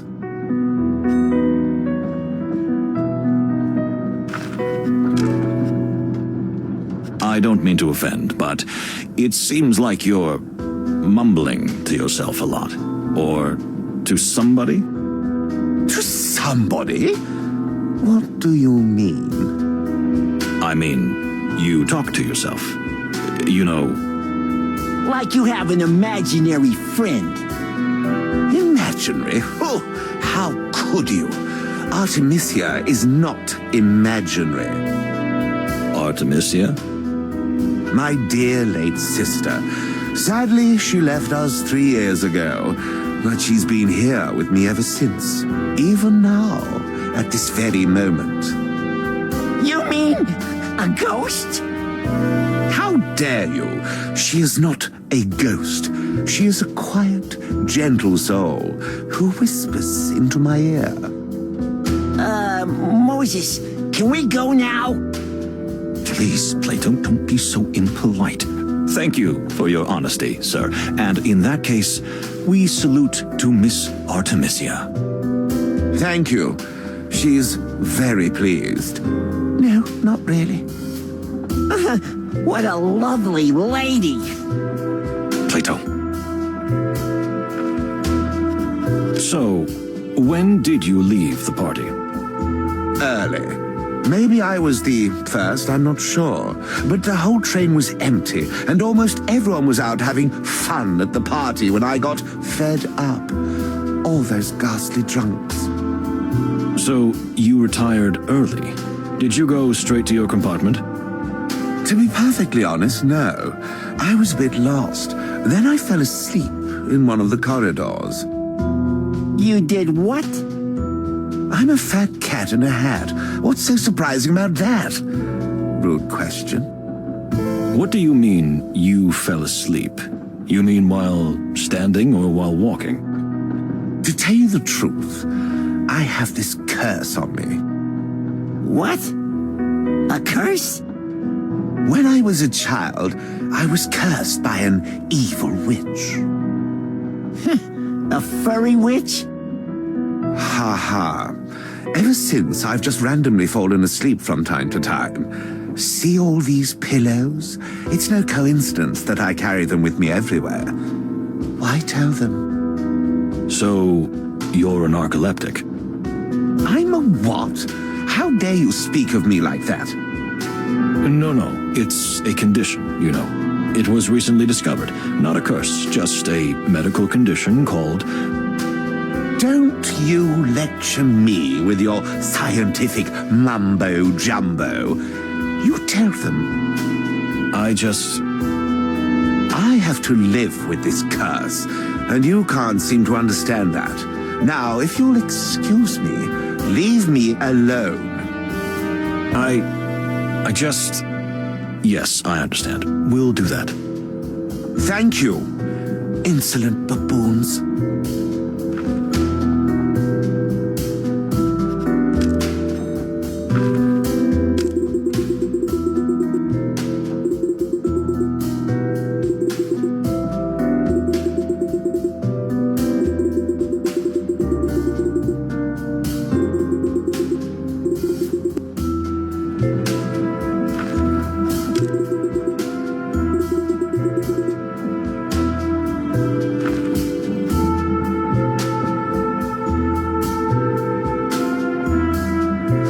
So that's her. Artemisia.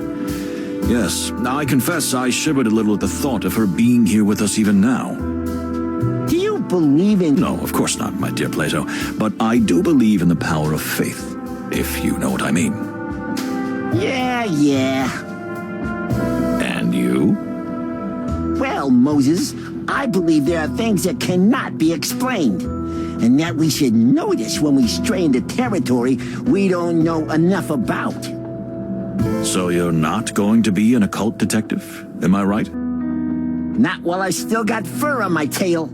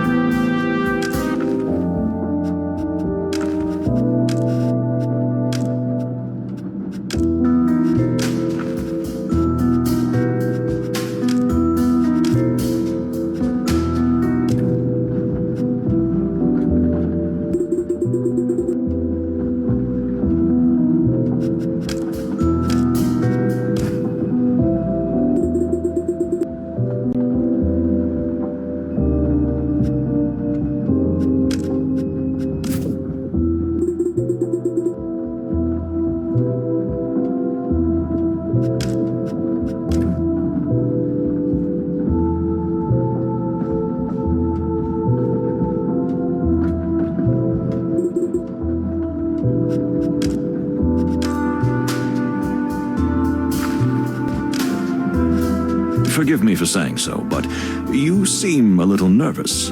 I couldn't help noticing you watching us out of the corner of your eye. And your heartbeat... So, you really are a detective, aren't you? By the way, yes, you're right. Ever since I heard that a murderer... What? Murderer? Where? I mean, there's an alleged murderer on board. So we have heard. Really? Who told you that? Who? Everyone. Everybody's whispering about it. Someone's trying to kill the Stovonian ambassador. Well, who wouldn't want to? No surprise. A little more seriousness, my dear Plato. Unfortunately, it's really not surprising. Still, it's a terrible thing to hear. Is it really? So, you think the ambassador is in grave danger? Isn't it your job to protect him? You could do that instead of harassing me. Bravo, well said. Do you think a professional assassin is on board? I think so. No, we don't think so. But what if there is? Who are they going to kill? What do you mean? The rumor is that they're trying to kill an ambassador, right? But there are 2 ambassadors on this train, and they're on opposite sides. True. No one is going to kill any ambassadors while we are here. You can't be everywhere at once. The train is long. We just need to keep an eye on all of the passengers, all of the time. You're not talking about me, are you? That I'm a potential murderer? We are not. Why do you have to deny it then? Maybe you have something to hide, eh? I didn't even hear that. I did.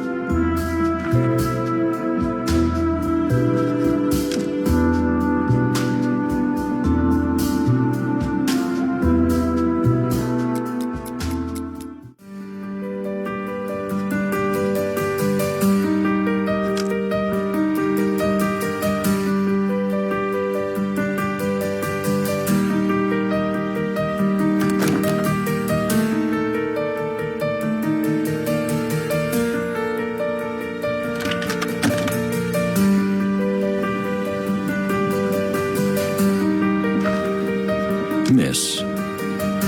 What? Yes? It's you again. The detectives. Look, if you really think I'm the culprit, well, I can... I don't think it's you. Oh, really? That surprises me. Look, almost anyone here has a motive except you. Even me. In fact, especially me. You must be exaggerating, miss. Not a bit. So, are you ready to answer some questions? Of course, but can you wait just a few moments while I gather my thoughts? Everything was so sudden.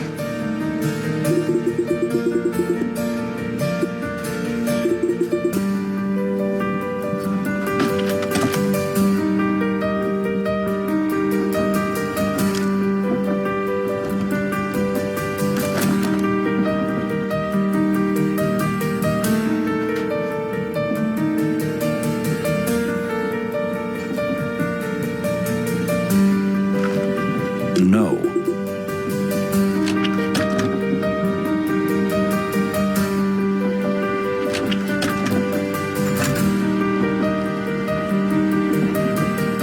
Good gracious.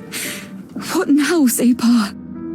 Just be calm. Don't give them reason for suspicion. But he's dead. Really, really dead. Quiet, my girl. We keep our heads down and we'll all reach our destination alive and in peace. Yes, Separ. Ah, the detectives. Perfect timing. So, my dear, I must ask you how you remember things. You see, we came to your compartment together, but something happened to me later, so everything is blurry afterwards. Do you think you're knocked out? Or sedated? I wanted to ask you the same thing. You're quite an expert on medicinal herbs, aren't you? I am. As you know, I've been interested in these things since I was a little girl. Do you have all the ingredients for mixing medicines now? I carry everything I need with me all the time, in case Separ needs something. Is there anything missing? No, I don't think so. mean, I haven't noticed, but if you'd like, you can check yourself. Thank you. We'll take a look.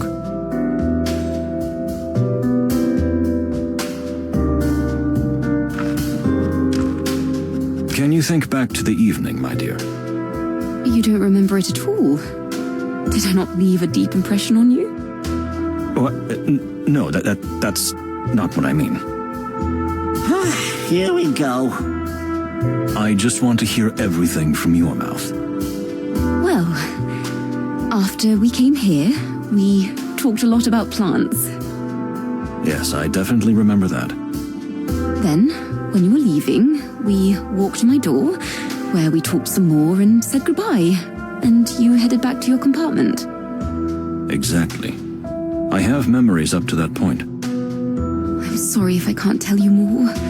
After you left, I was getting ready for bed, and then I heard the bang, and we all know the rest. Yes. Thank you for your answers, dear.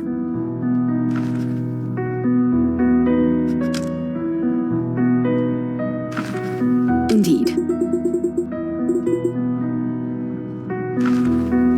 So, do you know anything? Have you caught the killer yet? Wait, so you don't think Moses is the culprit? How can you even say that? No! Well, I'm not that sure. But I don't think he had any reason to kill the ambassador. Then what do you think? Who would have a motive? We certainly have. I suppose that's what you're thinking, right?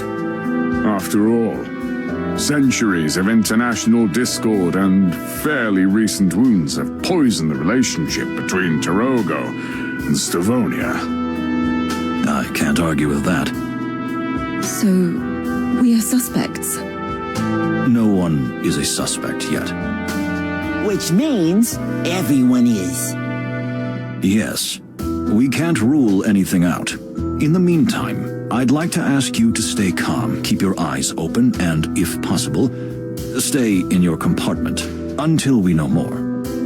So, are we under house arrest? Only for a short time. More like carriage arrest. With everyone roaming free on the train, we can't conduct a proper investigation. That sounds reasonable. We'll stay put as you ask. Thank you.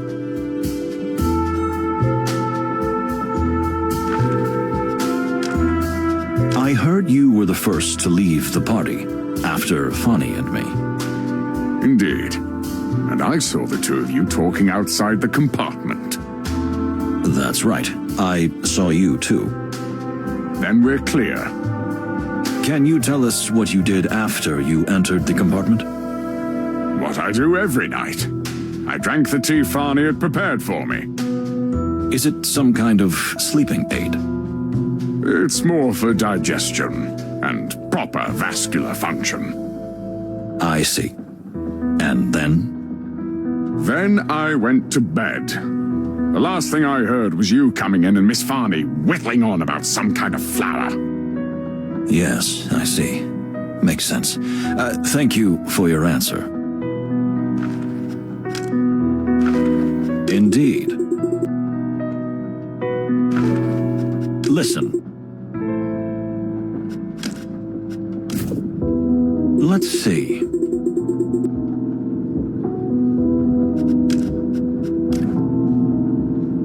Well. Interesting. Let's see.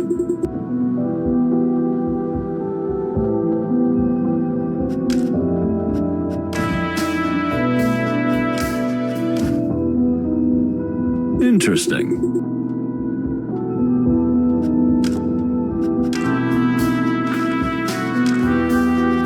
Please don't take this as an intrusion, but I have extremely sensitive ears and I can hear your heart beating quite irregularly.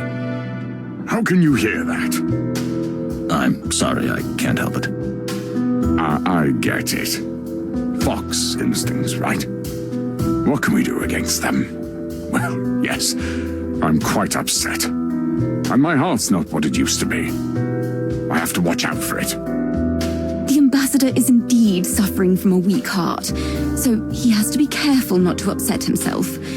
But still, the Sapar is stronger than ever. Right, sir?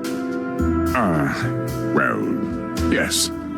I dare to hope. If you don't mind, an age-old enemy of yours has died. How does that affect you? You'd think I'd be happy, wouldn't you? Nothing could be further from the truth. How's that? I thought you'd be bursting with joy. Maybe part of me feels that way, yes. A part that I've had to suppress since I was young, because of my rank as a Sapar. It's my emotional self, which would have wrenched that animal's neck if it could. But my rational self is just upset and afraid. Would you care to elaborate? I'm afraid because as much of a monster as Ambassador Ignat was, he was a beacon of peace. A peace that now I fear can never be achieved. Unless we find out who did it and why, right? I believe that even that will not be enough to stop this chain of events.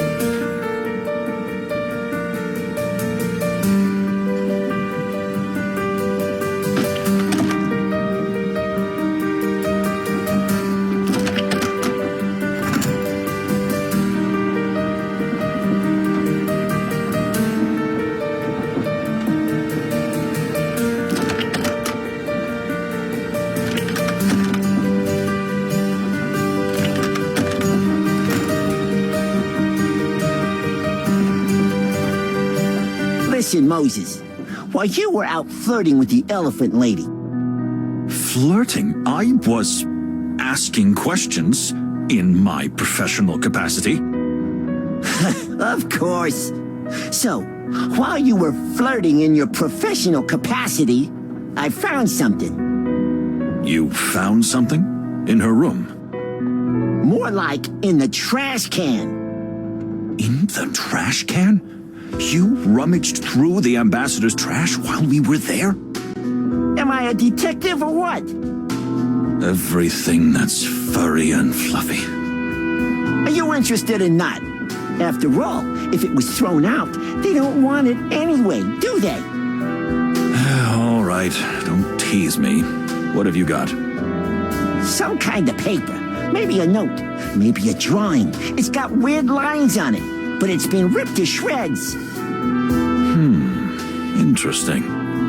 All right, make room on your bed. We'll take a look. Now you're talking.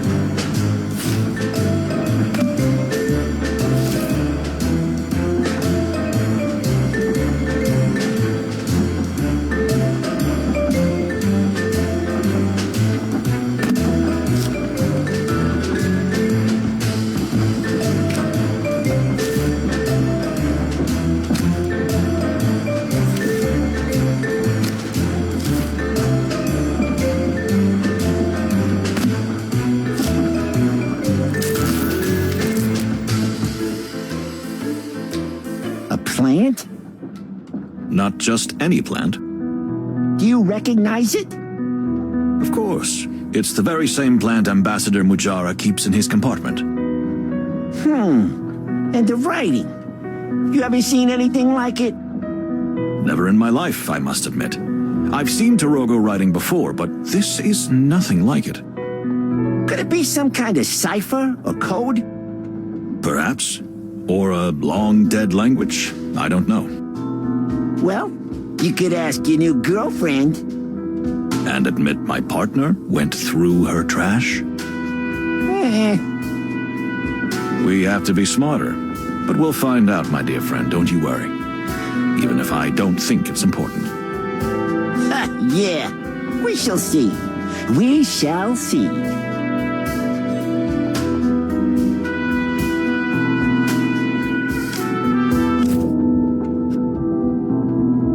Listen.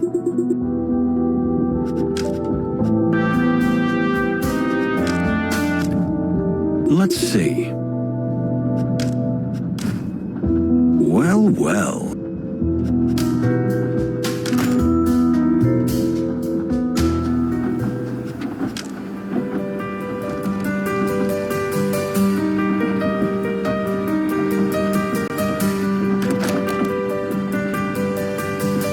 No.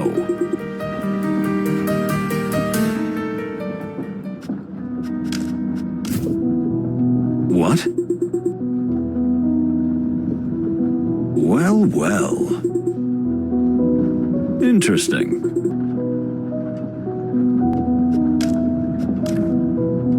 Let's see.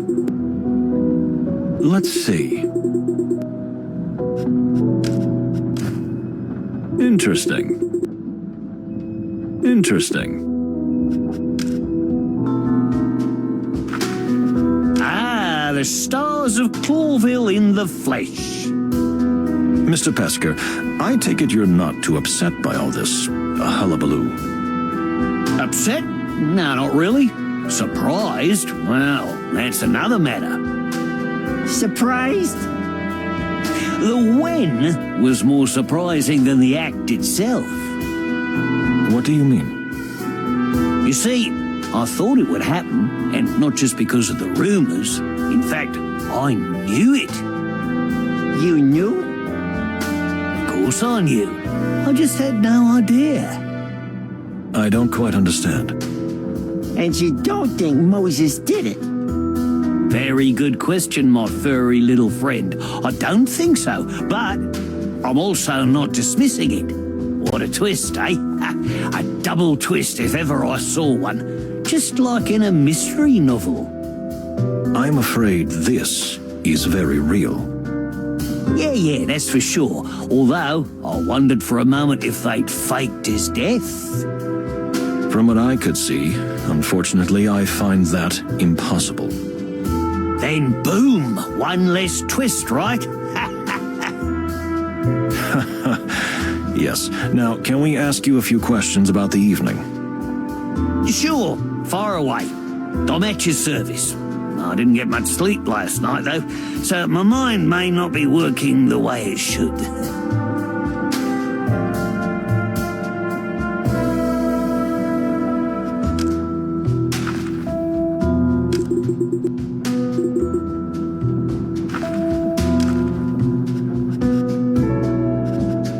You said that you knew the murder was going to happen.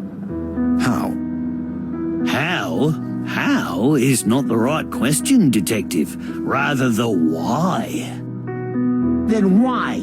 Why did you know it was gonna happen? It was the only thing that could have happened, don't you see? The question was when it was going to happen. And who did it? That too, but that's less important. I beg your pardon? The furball is cast, or whatever they say.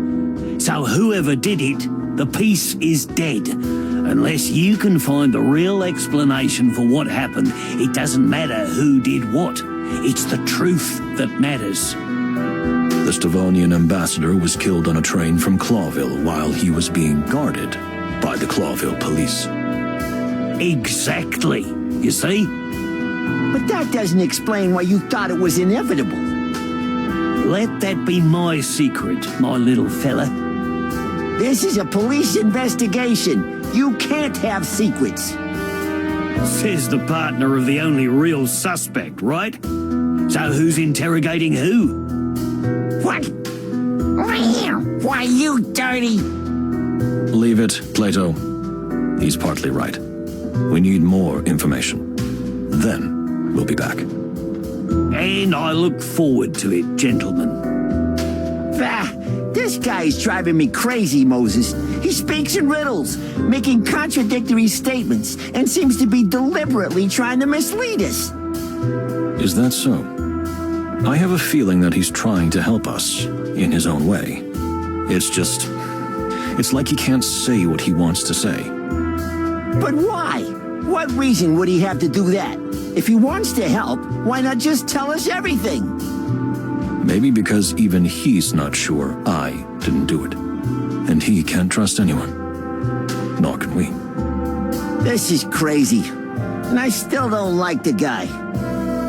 I think the feeling's mutual, my dear friend. We heard you were almost the last to leave the dining car. Indeed, indeed. There was only that cold and hot pretty young lady there with me. If I were 20 years younger, I would certainly have invited her for a last drink. Furry heavens. Come on, don't play the prudish copper, you furry little charmer.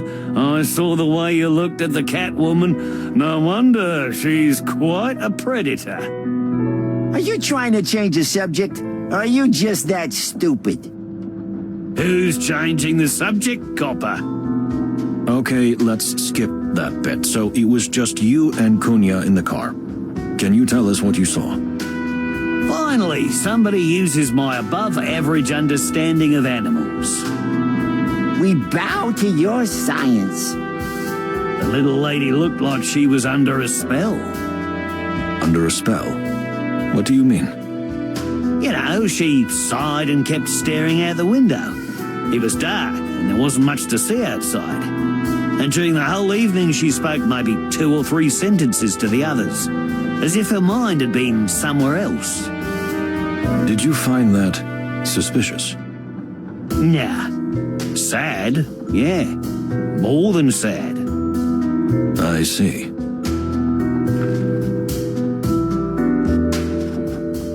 Can you tell us what you remember about the evening? Well, my memories won't be easy to unravel. I must admit I had a few too many glasses of that good champagne. Well, just try your best. I saw you didn't hold back either, my little friend. By the end, you were soaked like a duck in the rain. Quack, quack, quack. Hey, the subject is you, not me. All right. I was actually catching up with everyone. You know, I'm a kind of social butterfly. And did you notice anything strange about anyone? What a question. These are all strange animals. Each one's crazier than the next. Pot calling the kettle black. Ha! There's a good one. Did you see or hear anything worth mentioning? Well, no, not really. But, you know, sometimes not hearing or not seeing is more revealing than the opposite. You're talking in riddles again. You don't understand, my furry little friend. When I stepped up between Ambassador Ignat and Hong Kong, they immediately stopped what they was talking about and rather clumsily tried to deflect it. They were up to no good, I can tell you. And they even left together. I mean, they tried to sell it as if they hadn't, but I'm not so easily misled. No, I'm not. I see. So the ambassador was in cahoots with the Black Goose? I didn't say that, but I didn't say the opposite either. Thank you. Another clear and concise answer, as always.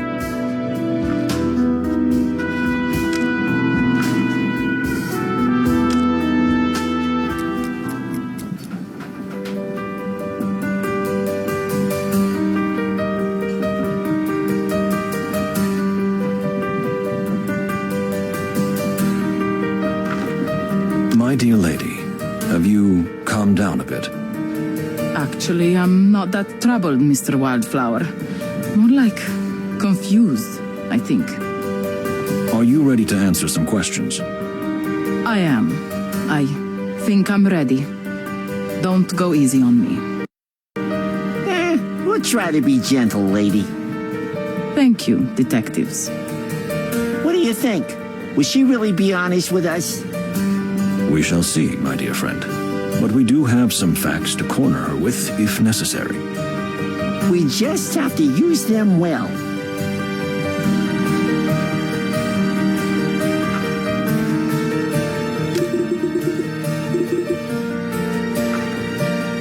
Who could be better to question than the estranged daughter of the deceased?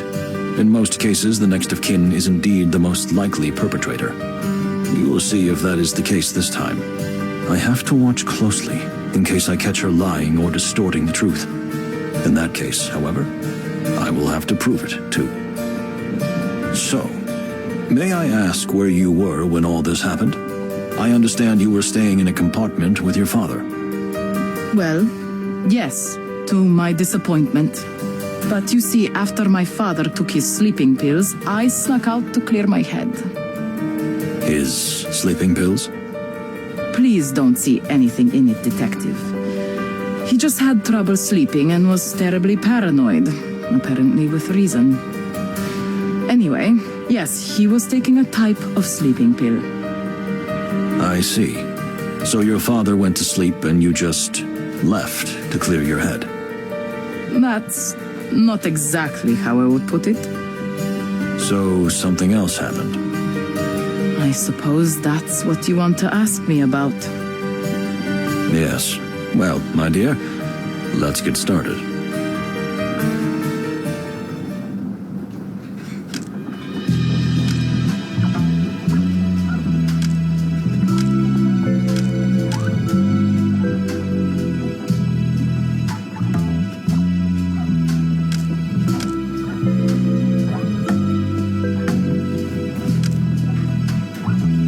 What do you think about the murder? I heard you are cold and methodical, but what kind of insensitive question is that? My father was murdered. What could I possibly think about the murder? That's exactly my question. So, what do you think? What's the first thing that comes to mind when you think of your father being murdered? You're quite a character, but I think I know what you mean. The first thing that comes to mind is shock. And then, I think the fact that there's nothing surprising about it. Because your father had a lot of enemies? He only had enemies. If you must know, even back home in Slavonia, it was the same. So the event itself is shocking, but the fact that it happened is not. Something like that, detective. But I'm not a psychiatrist. And I believe you are not either. No, I'm not.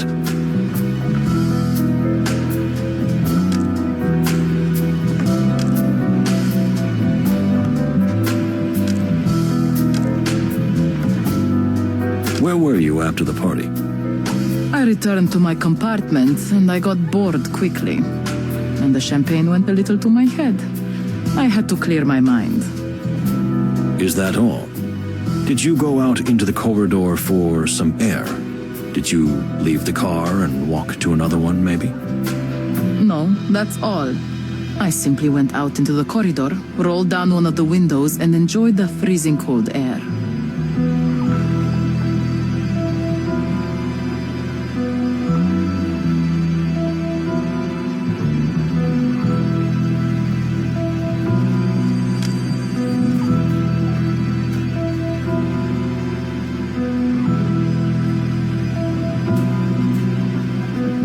What you say fits the bill perfectly. Glad to be of service, detective.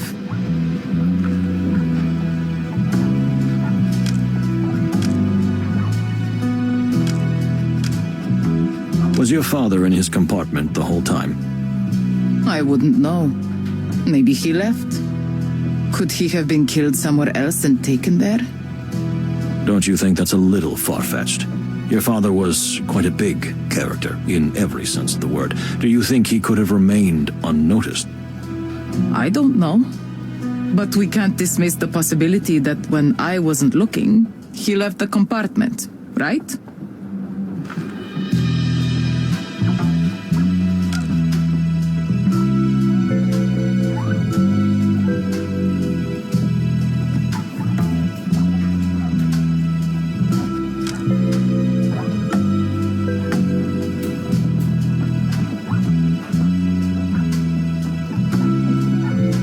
But you said yourself that you gave him sleeping pills, so he couldn't have left the compartment on his own. Oh my. I had not thought of that. Did the drug usually work quickly? Very much so. He fell asleep almost as soon as he took it. I see. Thank you, madam. That's useful information. Who do you find most suspicious on the train? Nobody. I mean, nobody is more suspicious than the others. How come?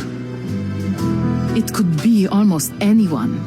My father was a feared and hated figure. You don't think anyone had more reason than others? Not even a bit? No, not that I know of.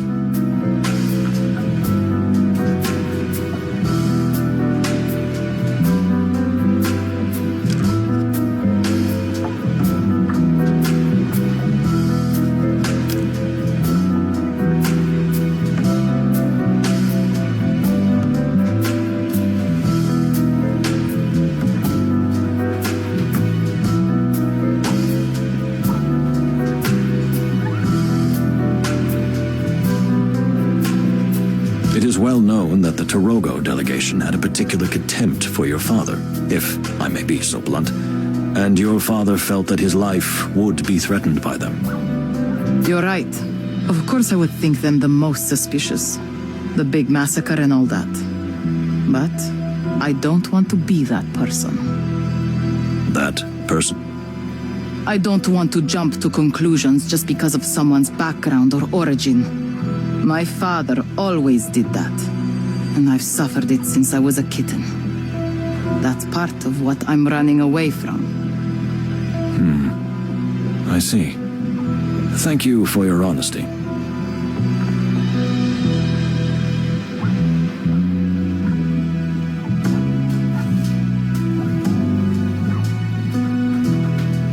Have you been fighting with your father lately? Lately? Not particularly. I mean, no more than usual.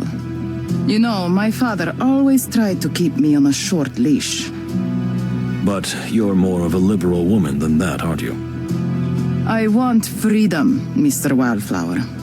Fresh, clean air. The air of other lands. Far away lands. That's why you signed up for this trip.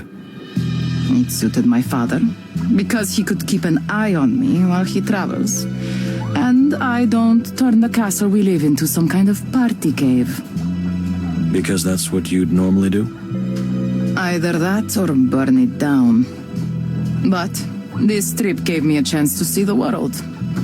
And, if I could, somehow escape from him. You wanted to get rid of him? Not the way you think. I wouldn't have killed him. Yes, I wanted to be free. And Clawville has a certain allure. You would give up your luxurious lifestyle to live in one of the most crime-ridden cities in the wilderness? You couldn't have phrased it more deliciously. I see. Well, thank you. Was your father interested in objects of special value? I don't know what you mean. No, at least I don't think so. He wasn't a material man. He liked a certain level of luxury, which he thought was his due by virtue of his rank. But he despised unnecessary fuss and ostentation.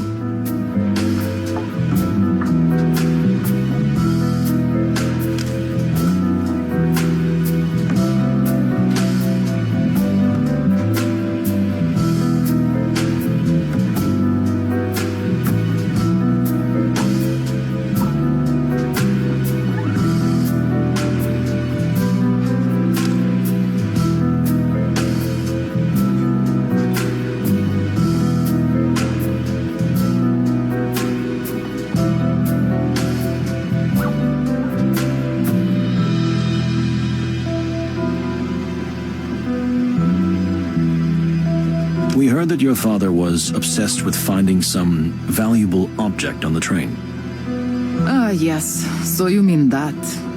Indeed, he told me he was aware of something on the train of great significance. But I don't think it was anything of monetary value. Do you think it's something that has more of a sentimental value? Sentimental? No. But I honestly don't know what it is. And I'm not that interested either. If that dirty smuggler is involved, I wouldn't expect anything good to come of it. You mean Honk Honk? Who else? If my father stooped to dealing with someone like that, then it must be a matter of some real significance. But of no interest to me.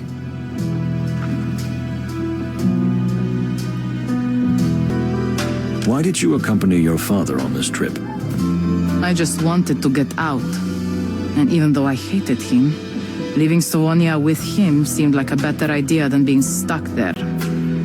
Did you really hate him that much? Look, I understand why you're asking me these questions.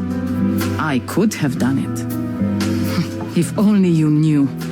I had 1,000 reasons to do it. That's a pretty strong statement. This is a pretty strong moment. That's true. So would you have been able to kill your father? How can you ask such a question? It's outrageous. You mean your relationship wasn't so bad that in a moment of passion, maybe you... Even the assumption is offensive.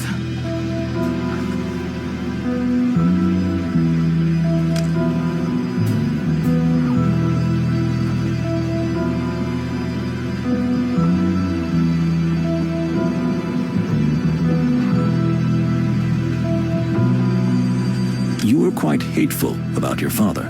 In fact, you said you might even have had reason to kill him. Detective, animals sometimes say things like that. I was not on good terms with him. I despised my father. He made me uncomfortable and anxious. But I did not hate him. And I couldn't have killed him. That seems a very sudden change of attitude. After he's dead. You do not understand. I hardly knew him. He was just some elusive, distant shadow over my life. I saw more of him as a painting on the wall than I saw him in the flesh. I hated what he represented, yes. But not the animal. Not the person. I did not know him well enough for that. Well, well. That's interesting. Thank you for your honesty.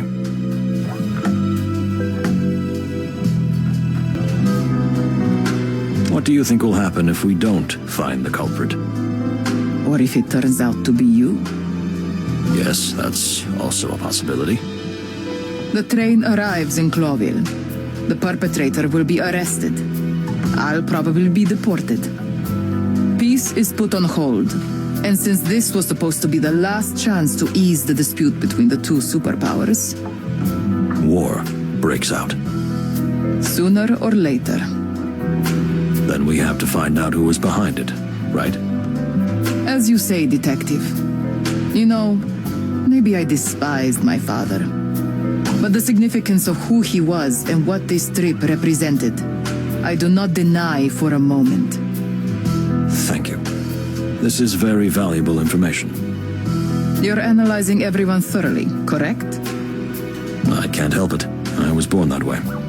I've always been fascinated by animals. Well, good for you. You do not like animals, am I right? I can't help it. I tried. But something seems to be missing in me. I can understand that. Lovers and friends come and go. Parents die. But inside me, somehow nothing changes.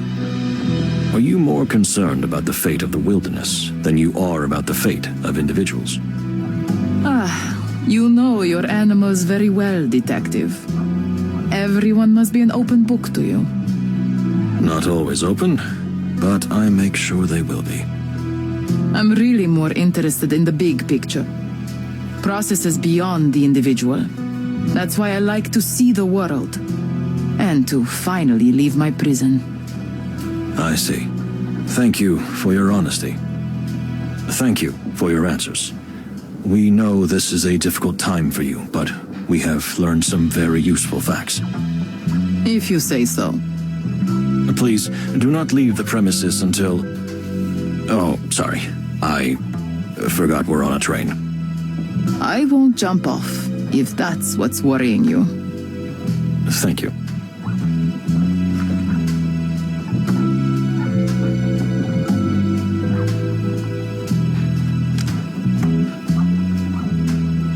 What do you think, Moses? I don't know. My head is still spinning. I think it's too early to jump to conclusions. But what worries me most Is that almost everyone seems to have a motive?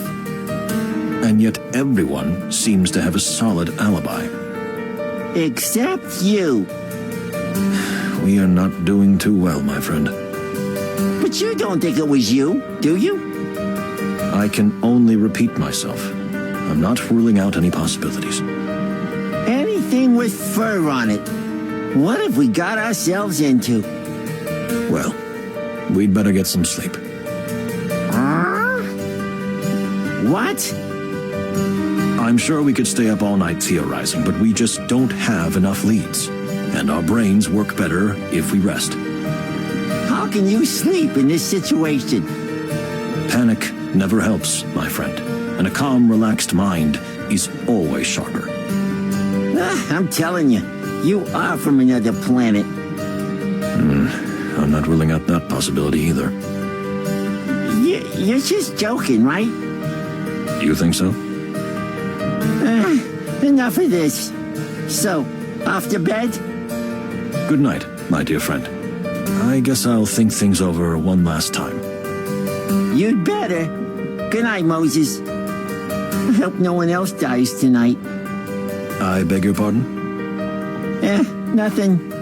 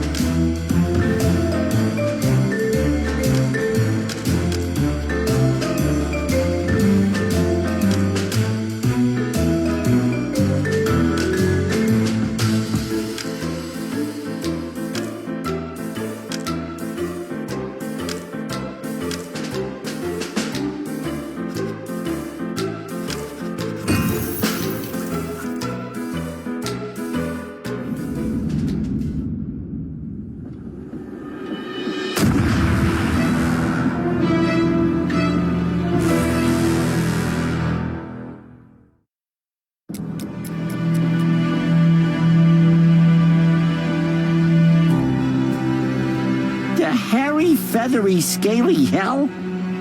What is it? What happened? Where am I? Something's happened. Something blew up. Are we under attack? And by whom? And how? We must leave at once. Plato, do you have a weapon? Of course not. You told me not to bring any. Yes, I remember. Well, we have to improvise then. Ah, of course. Wait a minute. You have a gun. The gun the ambassador was shot with. That's true. Why do you let me carry it when I'm the prime suspect? Well, that's a good question if I ever heard one. Anyway, let's hurry.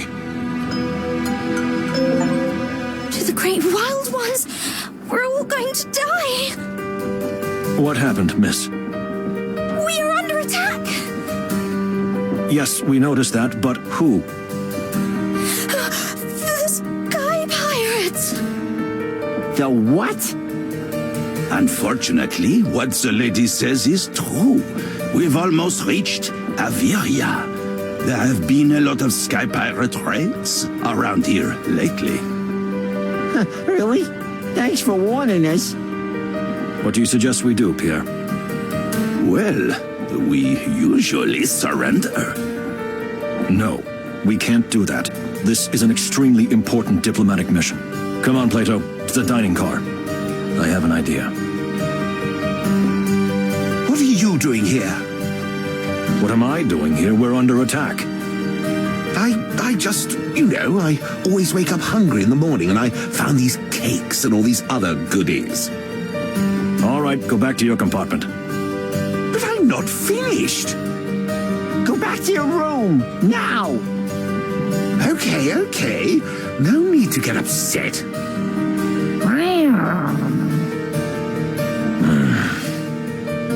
And now? To the window, dear Plato. Perhaps we can stop them before it's too late. Really? With what? We gonna throw cakes and sausages in their faces? That's what I was thinking. Is that what you were thinking too? What? I was only joking. No. You're a genius, Plato. Just accept it.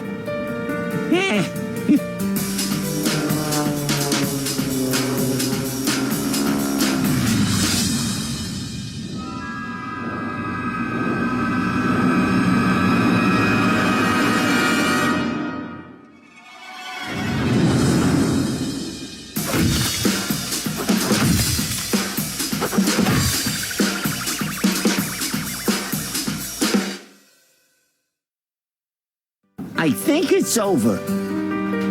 What a nightmare. And the cookies are gone. You have nothing to fear now, miss. It is so fortuitous that you were here. Well, yes. You see, it's nothing. Moses, there's someone there, behind you. What? If you'll excuse me, miss. Sir? Oh my.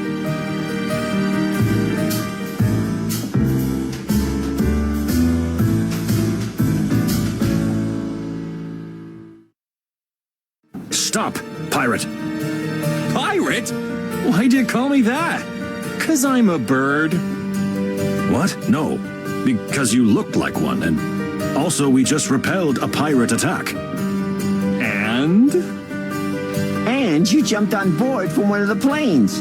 Or are you saying that birds can fly now? Looks are deceiving, okay? Yes, I'm a bird and a pilot, but I'm not a pirate. I mean, I was kidnapped. Kidnapped? What a rhyme. And why would they kidnap you? Because I know something they wanted to know. But first, let me introduce myself. My name is Marco Windrider, pilot, fortune hunter, playboy, at your service. Who introduces themselves like that? I do.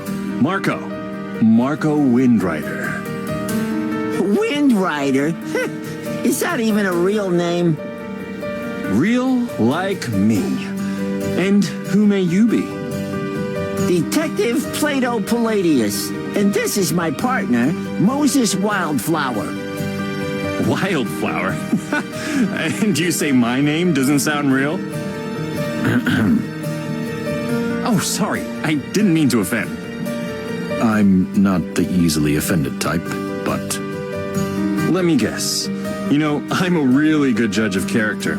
So, you're the silent genius type, and the loud little furball is your loyal squire. Am I right? Ah, Verbal? Squire? Pah! I'm a detective of the Clawville Police Department, you pirate.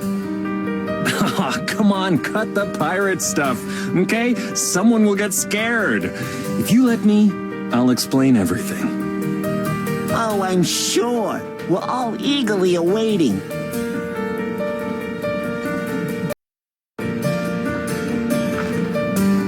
What do you think, Pierre? Me?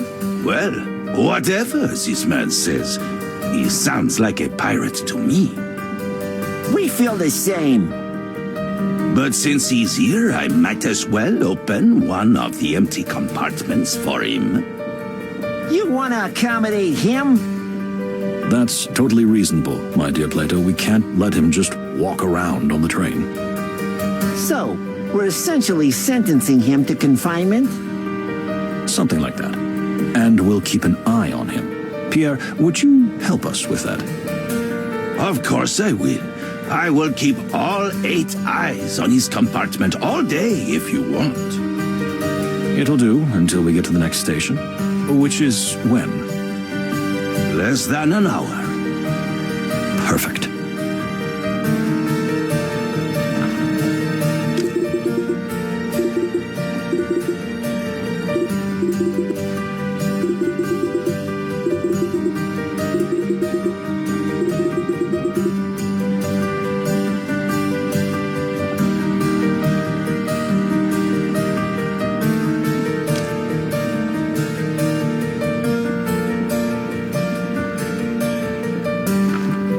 So, you can start with how you got on board. See, that's a funny story. I was about to hijack one of the pirate planes when... You were gonna steal one of their planes? You really are a magpie. Stealing from a pirate is not a crime. And crow. It doesn't quite work like that. So I got caught. That's my luck. But instead of leaving me tied up, they brought me along for the ride. And do you know what's even stranger? I can't wait to hear. I was on my way here myself. I was gonna steal one of those planes so I could get a free ticket on the Clawville Express. Oh, for all the wild ones, I don't buy a single word. Well, I'm no ordinary bird.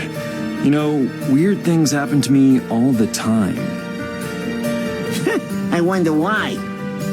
If you don't mind, we'd like to dig a little deeper. Sure, ask away. Now that I'm on the train, I've got plenty of time.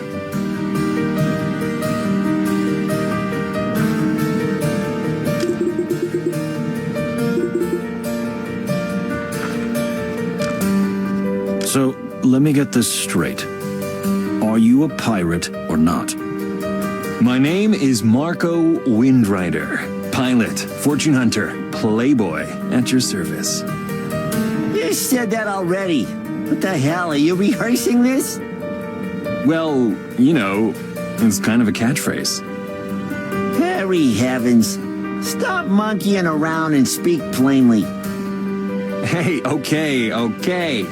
Who's the furry little poison sack? Plato Palladius, like I told you already. See? That's what I'm talking about. Please, can you tell me what you have to do with the Sky Pirates? Okay, I'll tell you the truth. So, I was a pirate. Ha! I knew it! In the past, many years ago. So, I know quite a bit about the Sky Pirate families around Averia. Like when I can steal a plane from them if I need one. So, you're not a pirate, but you used to be. I see. And the people you tried to steal from this time, they're your former family? I'm sorry, what? No. The Blood Claw family is a joke. That's why I was trying to rip them off. Blood Claw family? How theatrical, right? They're just a small pirate crew, one of several, trying to scrape a living around Averia. Although the pirate business is getting harder these days. Oh, pity them. But, like I said, that's the past. I'm freelance now. I mean, free flyer. I see.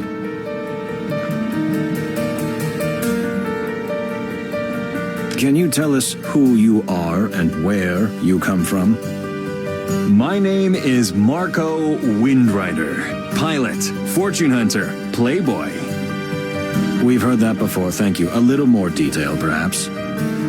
Sure. Well, I really am a fortune hunter.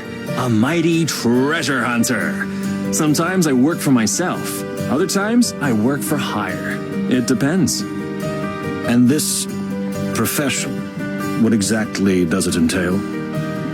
Well, you see, the land of Averia is peppered with hidden treasures and magical old ruins, ancient relics, antiquities, many shiny things worth a fortune, all for the taking, and you can give them to the museums, am I right? of course, that too. Or other clients? So, you're a magpie who loves shiny things. How original. Hey, don't be a birdist. I'm a crow. So you're into all sorts of rare and valuable objects and sell them on the black market? Ha! You're quite a fox, aren't you? You sniff everything out, huh? Not many secrets can stay hidden from you. Hey, don't try to flatter yourself out of this, okay? All right, easy. So, yeah, I've been fascinated by treasures and ruins since I was a little chick. So it became my calling. And yes, I am very good at it. May I assume you're on this train for a treasure? For a treasure? This train is a treasure. Please don't try and mislead us. All right, you got me. Boom. Yes, I was sure that on a train with a baron, 2 ambassadors, and an antique dealer on board, I'd have a chance of getting something of value. For the right price, of course. Of course. You're quite knowledgeable about the passengers on this train. Though I confess I knew nothing of you two, I thought the ambassador would have a more famous escort, like the chicken police. We're a lot more famous than the damn chicken police. Hey, easy, furry fella. Don't get your tail in a twist.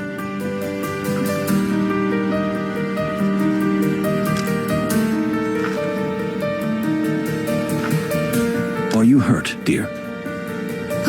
No, thanks to you. We were just doing our job.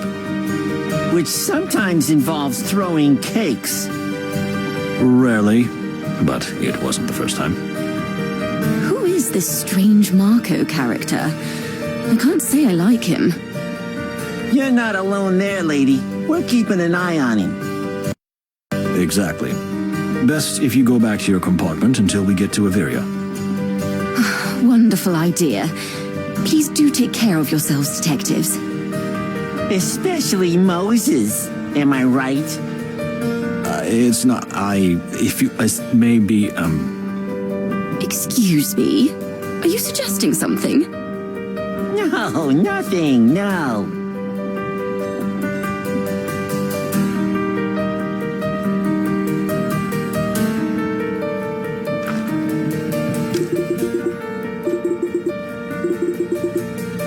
Okay, the train is ours, but we don't have much time before we reach the next station in Averia.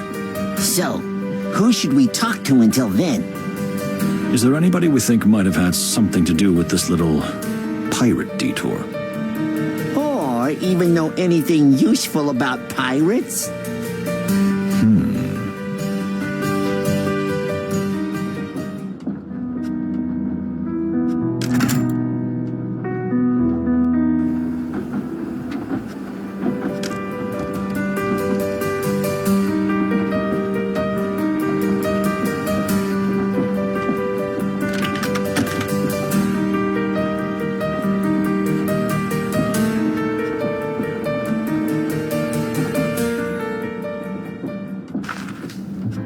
Hey, Basil, You're some kind of worldly wombat, am I right? Well, I'm a guidebook writer, aren't I? What can you tell us about the Sky Pirates? The ones that just attacked us, or in general? We'd like to hear both. All right. Sky pirates have been terrorizing airships and ships around Averia since flight was invented. So not that long. It's all a matter of perspective, my furry friends. A couple of generations of it, and now there are several clans fighting for dominance of the air. Such as? The Bloodclaw clan that just attacked us. It's largely made up of weasels. Why weasels? They were founded by a weasel, a woman known as the Flying Hag. She had 12 children, 12 sons, all weasels. They were the first clan to start raiding the area, but more followed. So we've stumbled upon the oldest pirate clan. Don't get your knickers in a twist. The legendary Bloodclaw's a shadow of its former glorious self. They're not very menacing nowadays. But they shot at us and almost took the train. Oh, really? You think you can stop a real pirate clan with some fresh ham and biscuits? Well, I don't know. Well, there you go. You're lucky we didn't run into the Muddy Boots or the Scarlet Shads.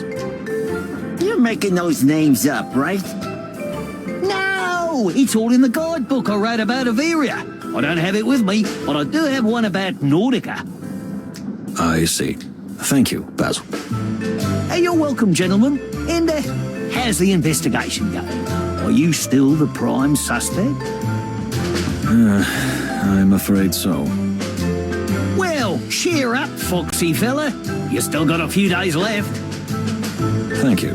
That's encouraging. You're welcome.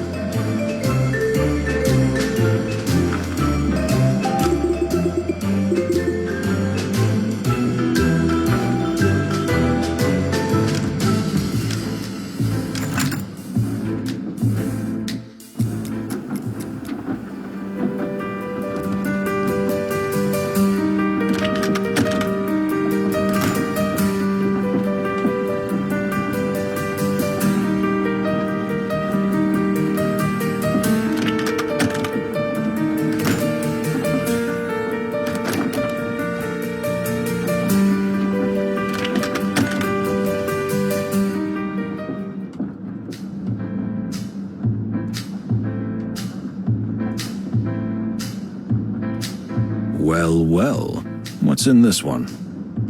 Family heirloom, gentlemen. I won't go into details if you don't mind. Is that contraband, honk? You got a permit to take a look?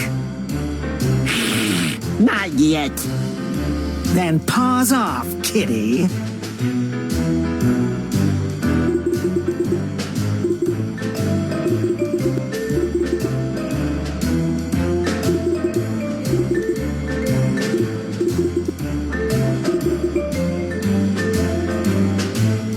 Maybe a relative. Of course. Admiral Akka, my great-great-grandfather. Indeed, the resemblance is uncanny. Isn't it? I think so myself. You are one loose schmuck, honk. Not loose, goose, if I may, honk.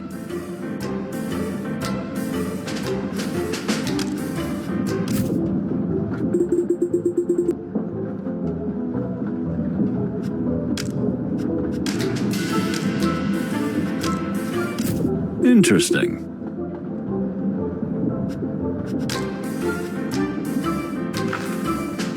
Hunk, thank the great wild ones that you're here. Excuse me?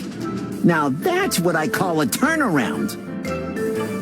The pirates, have they left? Well, that's a matter of perspective. What? Hunk, what do you mean? The attacking pirates were repelled, yes, thanks to my partner and myself. But there's a pirate, or Rather, an ex-pirate still on board. Have you gone honk mad? Why did you let him on board? Well, let's just say he invited himself, but don't worry, he seems quite harmless. They've come for my treasure. I'm telling you, they found out about the treasure I've brought with me, and of course the treasure I'm looking for. Excuse me? Honk, it just slipped out. Are you talking about the same thing you were discussing with Ignat? What? No. Stop hallucinating things. Don't play with us, Nils. Someone's been killed already, and the train was almost hijacked this morning. Plato's right. It's not a good idea to keep secrets now. Not even for you. Okay. That thing is really valuable, Honk, but I don't know exactly what it is. He's trying to fool us, Moses. We'll find out. Let's see.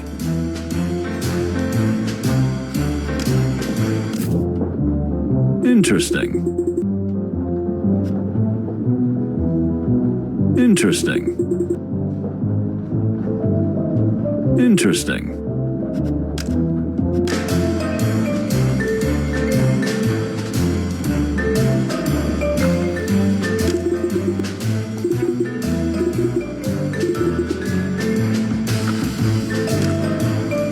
So, what is this precious thing that Ambassador Ignat was looking for? I really don't know, believe it or not, Honk. The old Sabretooth knew very well that I have an extraordinary eye for valuable objects, and I'm well connected. That's why he asked me to look for that thing. But what kind of thing? He must have said something about it. Yeah, well, now that the big cat's paws are in the air, there's no point denying it, right, Honk? You're right. So, all I know is that the old carnivore got a tip from Stavonian intelligence that there was going to be some agent on the train carrying an extremely valuable item. The intercepted message did not specify the nature of the item, only that it was important, valuable, and old, and that it contained a secret that could block peace negotiations and could cost the ambassador his life. well, the last part has already happened, but there's still no trace of this mysterious object. Yeah, but there are some suspicious characters and circumstances. For instance, there is you. If you were the killer, would that make you the secret agent too? And then you've got this object, and if not, who could it be? And who's hiding this mystery thing? And then there are the pirates. What about them? Do you think it a coincidence that this is the very train they were trying to rob? It's a famous luxury train, a rather obvious target. Would be, Hunk, but this trip was classified. Only a few of us knew about it. Somehow, Hunk, exactly when and where we'd be this morning was leaked. Thank you. That was surprisingly helpful. It was? Good for you, Moses. I feel like I know less and less. Every puzzle has a solution, my dear friend, and we will find it. If you say so.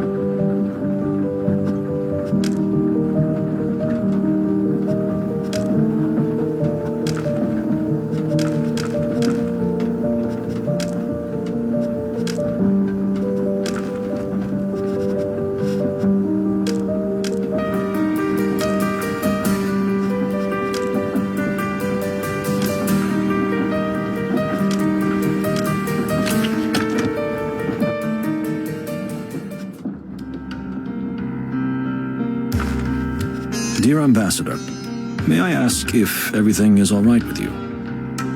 What is that supposed to mean, detective? The events of last night and now this attack? Indeed. I don't think it's a coincidence. Someone is trying to make sure this peace effort goes down in flames. Wouldn't the death of Ambassador Ignat been enough for that? It is likely that they want to kill another ambassador, namely me. We will not allow that, sir. And how will you stop it?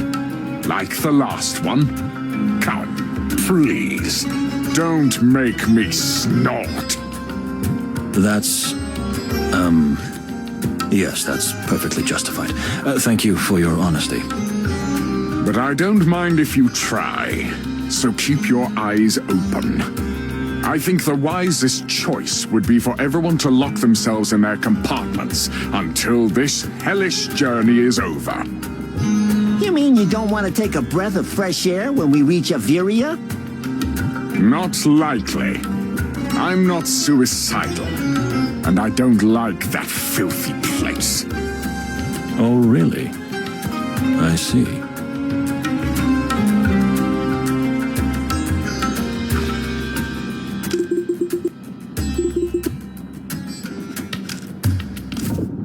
Indeed.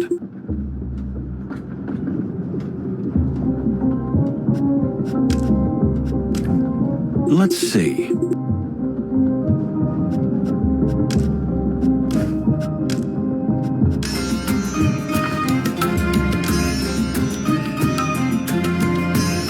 Forgive me for asking, but are you taking any strong medication? What makes you think that? You see, I have a very sensitive nose, and I can smell the aroma of some kind of potent medication, but I couldn't tell what kind. You're quite the detective. You really live up to your reputation. Reputation? Do we have one? I do take a medication that my assistant Farney prepares for me. I need it for my heart, but it also helps me calm down and meditate. So, you take this sedative for your heart problems? Something like that. As I said, I also use it for ritual purposes. It helps me relax and connect with my past selves. Past selves? You mean because of reincarnation? Well. You are familiar with Tarogoi religious customs? Familiar would be an exaggeration, but I have read a thing or two. Farney is an expert on medicinal herbs, as you know. She introduced me to this ancient medicine, and I've been using it ever since. Even if it does make me a little dizzy sometimes. Dizzy? You mean sleepy? More like someone who's had one too many drinks. I see.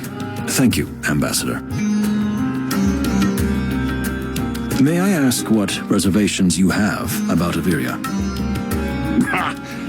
Those arrogant birds go on and on about social acceptance and technological marvels.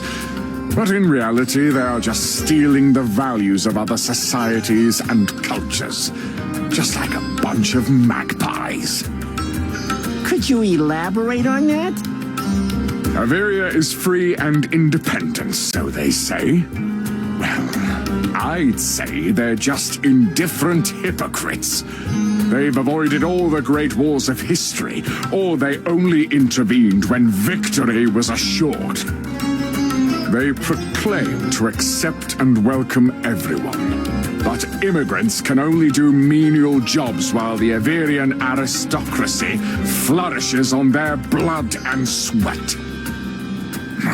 They talk about technological miracles and industrial revolution, but in reality, they have lured the great minds of other countries to use their knowledge for their own ends. And I could go on. That's a strong opinion indeed. May I ask if you have any personal grievances against Averia or its inhabitants, perhaps? You have a very good sense of animals, Mr. Wildflower. I'll give you that. Yes, I do. My grandfather lived in Averia as Torogo's ambassador until the day he died. As years went by, he lost his identity, shed all our traditions and customs, and in the end, became so distant, he refused to speak with his own family. But don't think that I'm blinded by some childish prejudice. My opinion of Averia and what it represents is more political and social in nature. The personal connection just makes it more real to me. I see. Well, thank you for your honesty. You're welcome, detectives. Now, if you'll leave me alone to meditate.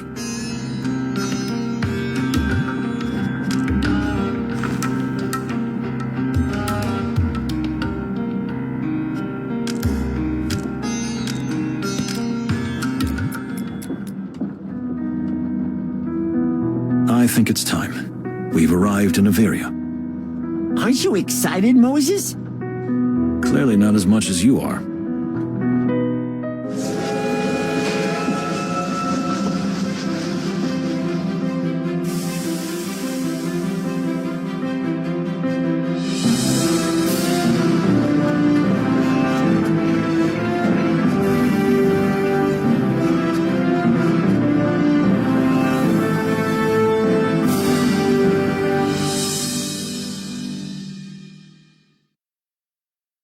The train crossed a long bridge and survived a pirate attack, finally reaching the magnificent Averia.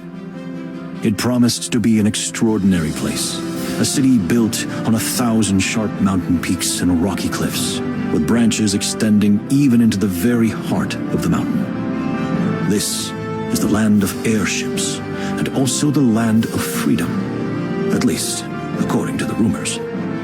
Let's see how much of what we've heard about this ethereal place is true, and how much is just a fairy tale. So here we are. What do you think, Pierre? Can we let the passengers out to the wild? I don't think we can do anything else, Monsieur Moses.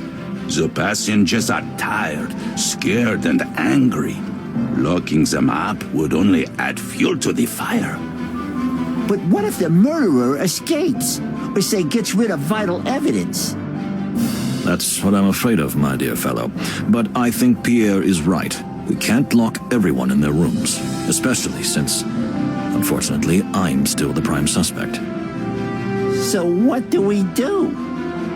We simply try to keep an eye on everyone. Pierre, can we count on your help?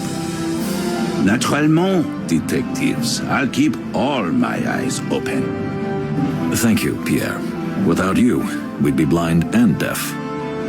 Please don't say that, but thank you, nonetheless. Finally, fresh air and freedom. Hey, Unc. No one should be so free that they end up bunny hopping away, if you catch my drift, miss. I would have no reason to, but you might, sir. Mesdames et messieurs, if you please, enjoy your visit to the lovely Averia. But the detectives and I would like to make a request. You mean suspects number 1 and you, right? Shut up. I want to hear what he has to say. Unc, yes, ma'am. Thank you. Please, under no circumstances, speak of this case to anyone or venture too far. We have to get to the bottom of this matter, but we thought we cannot lock you on the train. That is a wise decision. We still have rights. We all agree on that. So, can we go now? Yes, of course. Mesdames et messieurs, please enjoy the land of clouds. The Clawville Express welcomes you to the magnificent Averia. Ready to start the sightseeing tour? We need to keep an eye on the passengers, and if possible, get more information from them. Do you think the new location and atmosphere will do the trick? A new environment can make them more relaxed and easygoing? Exactly. It's pure psychology. Just as you say, my sly friend. That's exactly what I think myself. Where the fluffy hell did you come from? From the train. What kind of silly question is that? Were you snooping on us, Pesker? Oh, come now, no. Haven't you heard that wombats have extremely sharp hearing? No, and I don't believe it's true. Well, everything's a matter of viewpoint, isn't it? Just keep all your senses open, gentlemen. Avera's beauty might dull them. Thanks for the tip, Mr. Pesker. Call me Basil. Formality makes me itchy.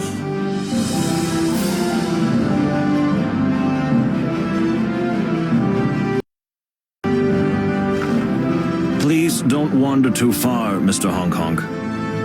I could say the same to you, Mr. Murder Suspects. We all look out for each other. We are watching you, and you can do the same with us. And I will, Hank. Anyway, can I look around a bit? This city is famous for its magnificent markets and its antique treasures. Don't wander too far, please. We don't want to lose track of you. Or lose some valuable treasure, for that matter. Hey, Hunk, the very suggestion is offensive and flattering a little, but still insulting.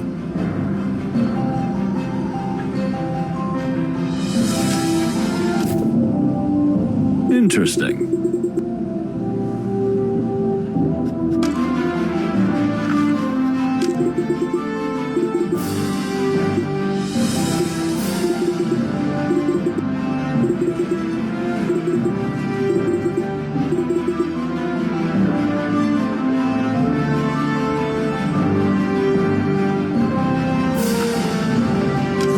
Our little ex-pirate. Hello, fellas. How's it going? Have you settled in on the train yet?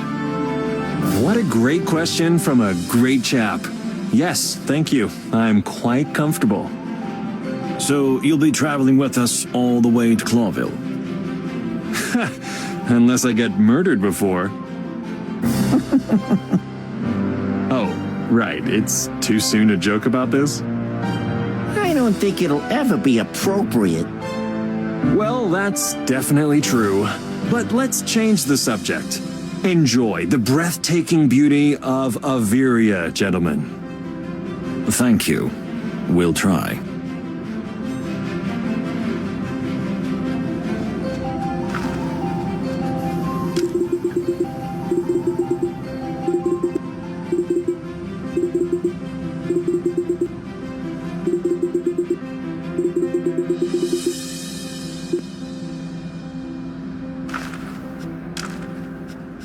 You're from here, aren't you? That's right, my friend. I'm a real Averian native. But, well, I grew up in the, inner city. Inner city? What do you mean? You know, all of Averia is built on rocks, and built in rocks too. The city you see here is just the surface. Most of Averia is actually underground, in the belly of the mountain, so to speak. I see.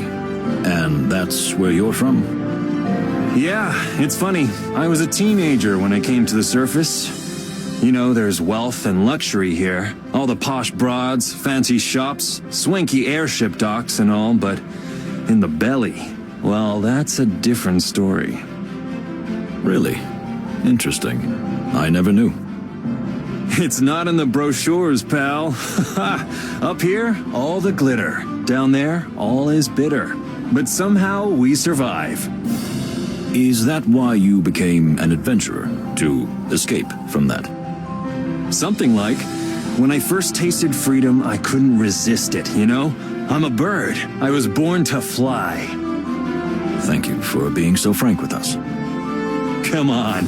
How could I be anything else?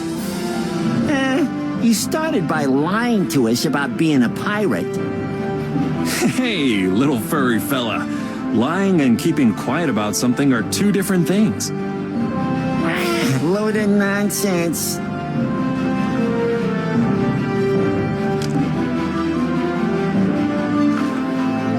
How are you feeling, dear Baron? Well, now that we're finally out in the open and on solid ground, I must admit, much better. Though skipping breakfast has left a deep mark on me. You mean the pirate attack, don't you? Oh, yes, that too. Please enjoy your stay in Averia. There, I'll try. A little too many birds here. Well, this is the land of birds, right? Yes. Unfortunately.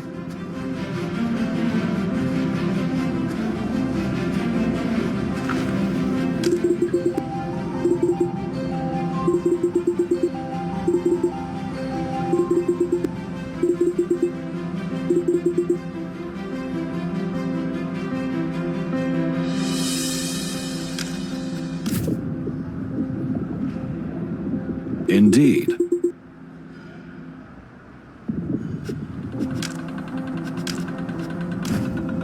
Listen.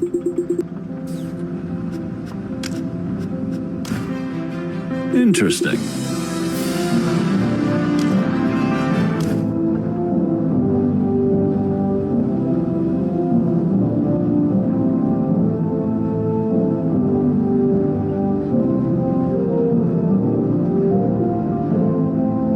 Listen.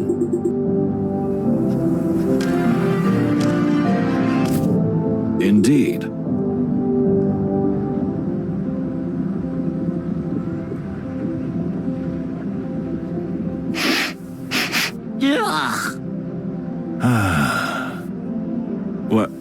What is it? Did you really just sniff the lady? Well, how shall I say? You know what? Never mind. It's your business. No, I'm just doing my job, Plato. I'm collecting clues. Clues, of course. Yeah, suit yourself. But...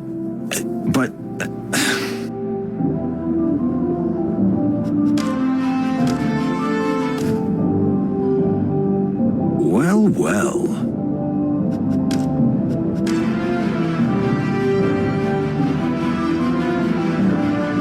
Indeed.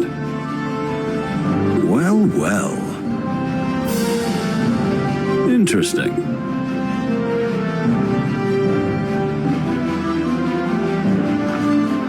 Isn't it wonderful? I'm just so sorry that this terrible murder overshadows this moment. Well, yes. I can understand why you say that. Do you see how beautiful the sky is around here? The sparkling, shimmering lights, the vibrant colors. I doubt Moses would notice such things. Why do you say that? I can appreciate the artistic beauty of a place. At least I try to. You live for your work, my dear detective. But sometimes you have to stop for a moment and enjoy nothing. Then you'll realize that sometimes nothing means everything. Come again? My dear lady, congratulations. You have made this ice-cold rock think. I'm sure he's not as cold as he makes himself out to be. Thank you, milady.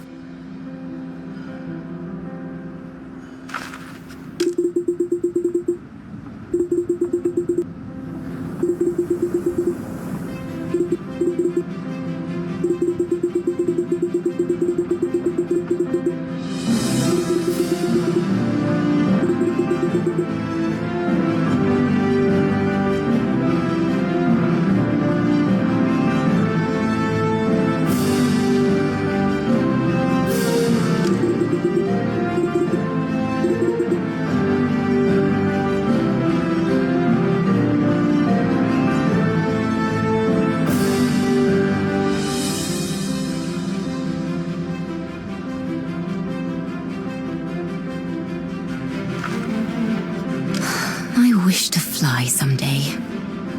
What's that, my dear? I was just daydreaming. I've always been fascinated by flying. Aeroplanes, hydroplanes, zeppelins and balloons. Ever since I was a little girl, I've dreamed of soaring above the clouds. When this trip is over and we're all out of here with our fur intact, I'd love to take you on a balloon ride. Really? You're just teasing. No, I'm dead serious. We have to get out of prison first and escape the war, of course. Well, yes, that's true. Thanks for bringing me back down to earth, my dear fellow. My pleasure. Anytime.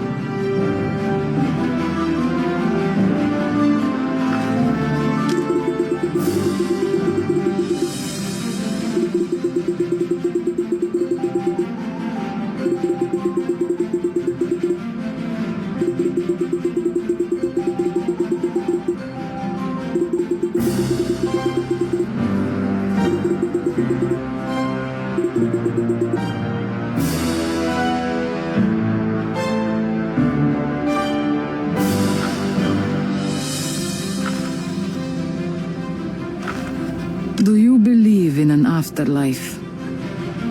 Come again? Whoa! Didn't see that question coming. Don't get me wrong. I was raised an atheist. My father only believed in power. He was terribly religious about that, but still. Now that I'm standing here... Look, miss, I've also lost people very close to me. Family members, dear friends. I know what it's like when everything you believed in seems to falter in an instant. Now that I'm standing here in this unreal place, I don't know what to think. The loss of your father affected you more than you ever thought. Well, to think that only yesterday I said I'd like to kill him myself. Yes, it affected me more than I thought. So tell me, what are you gonna do? You can do what you want from now on, can't you? Strange. I've wanted this all my life. And now that I have it in my hands, I don't know what to do with it. The chains of freedom, huh? You're a lot smarter than you first appear, Mr. Palladius. Is that a compliment or an insult? Sorry for that. I can't undress who I am. Never be sorry for being yourself, ma'am. You never told me how you felt. About all the loss you've suffered. Ah, come on. I've been through 2 wars. I come from a miserable place where death was a close relative. I've learned how to deal with that kind of stuff. You know, I envy and pity you at the same time, my dear friend. And we're even on that. Anyway, don't be afraid to tell me if something's bothering you. I'm here for you. What is it? Did I say something wrong? No, Moses. On the contrary.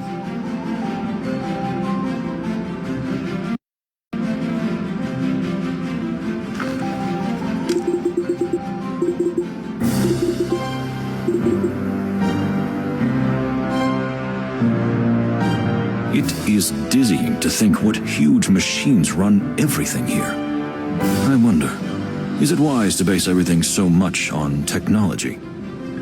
You haven't started following some weird cult, have you, Moses? What are you talking about, my friend? You know, there's this religious group in Clawville, the New Unity Church, or whatever they call themselves.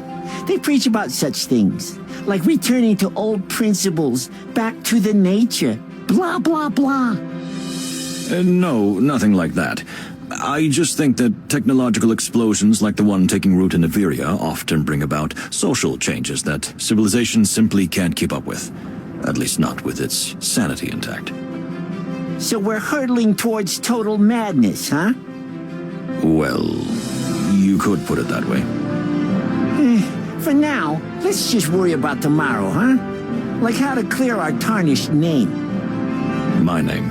They only suspect me. Wherever you go, I'll go with you. Even to prison? If I have to. That's sweet. Yeah, that's me. A little kitty with a big heart. Okay, let's not exaggerate. Well, yeah, airships are great, birds are cute, but are we done here? Unless something truly unexpected and surprising happens, then yes. Wow, I think you just hit the nail on the head. Look over there.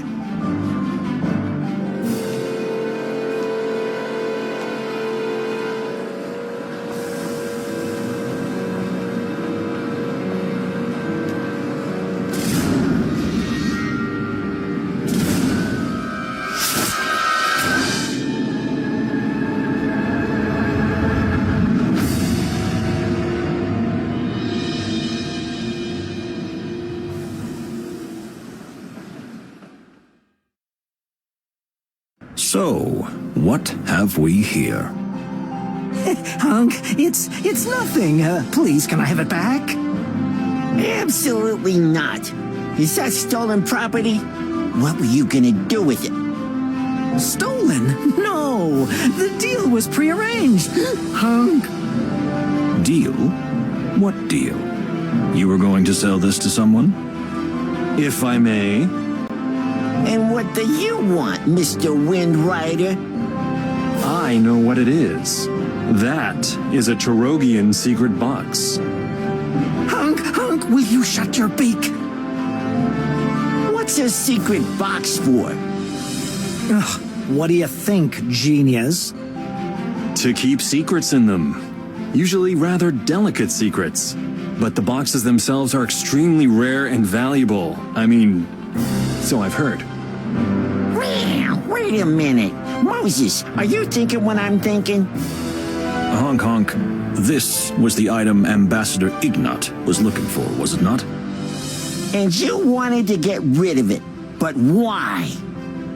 Where are you getting all that, Hunk? This was simply a prearranged deal, and they're waiting for me at the market. Please, may I go, Hunk? Can I have it back? I'm sorry, but in light of last night's murder, and because we know you were involved in some kind of deal with the Ambassador, I'm afraid we're going to have to seize this item as evidence.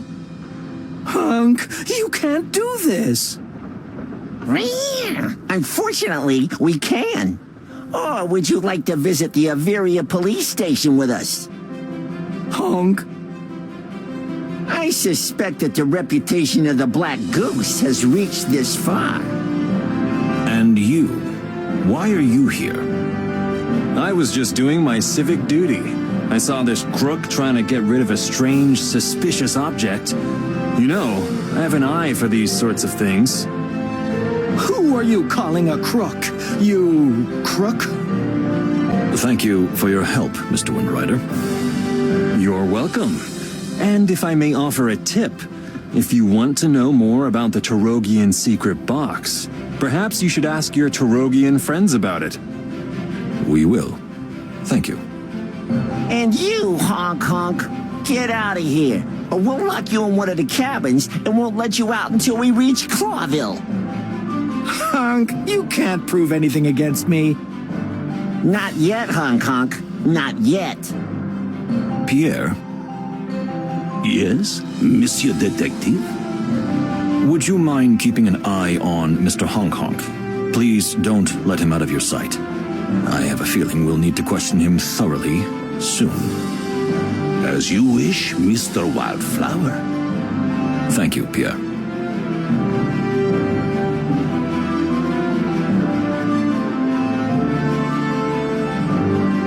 Interesting.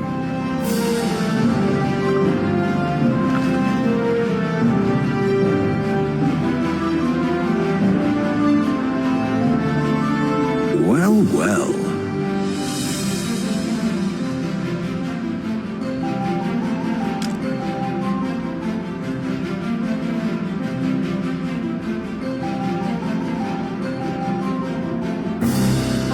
Indeed.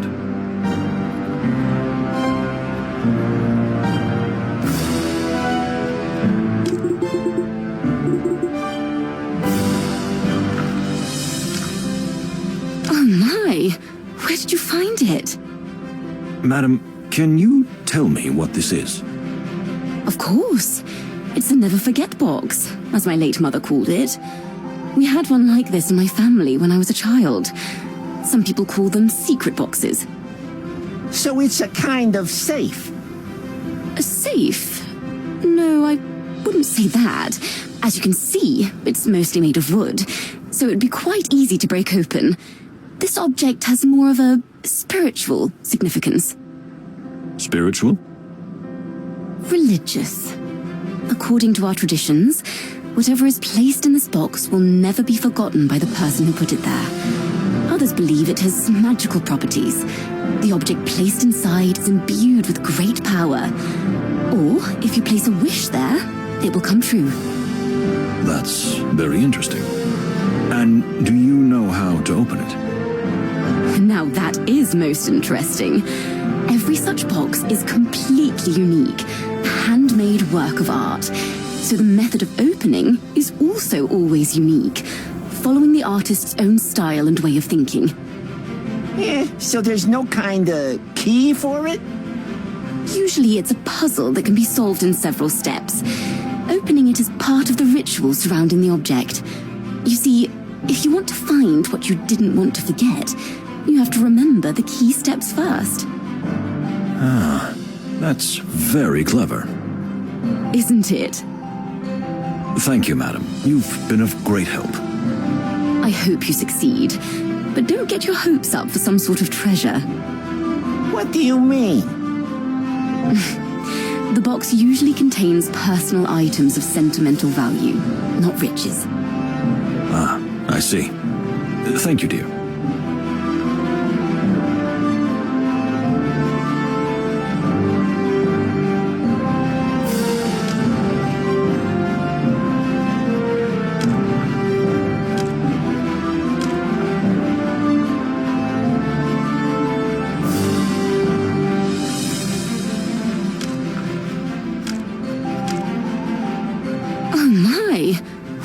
Madam, can you tell me what the... Of course.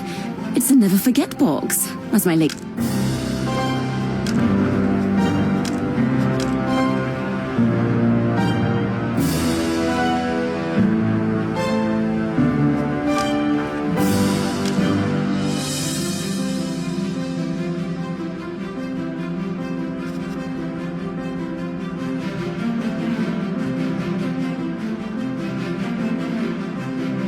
Well, what now? The train is about to leave, so we're riding on towards Nautica. But with a new piece of evidence in our paws. Whether it's real evidence or not remains to be seen. We have to open it to find out what's inside. And, of course, question Honk Honk about the whole thing. But which comes first? That's a good question, and an important one. Let's not rush it.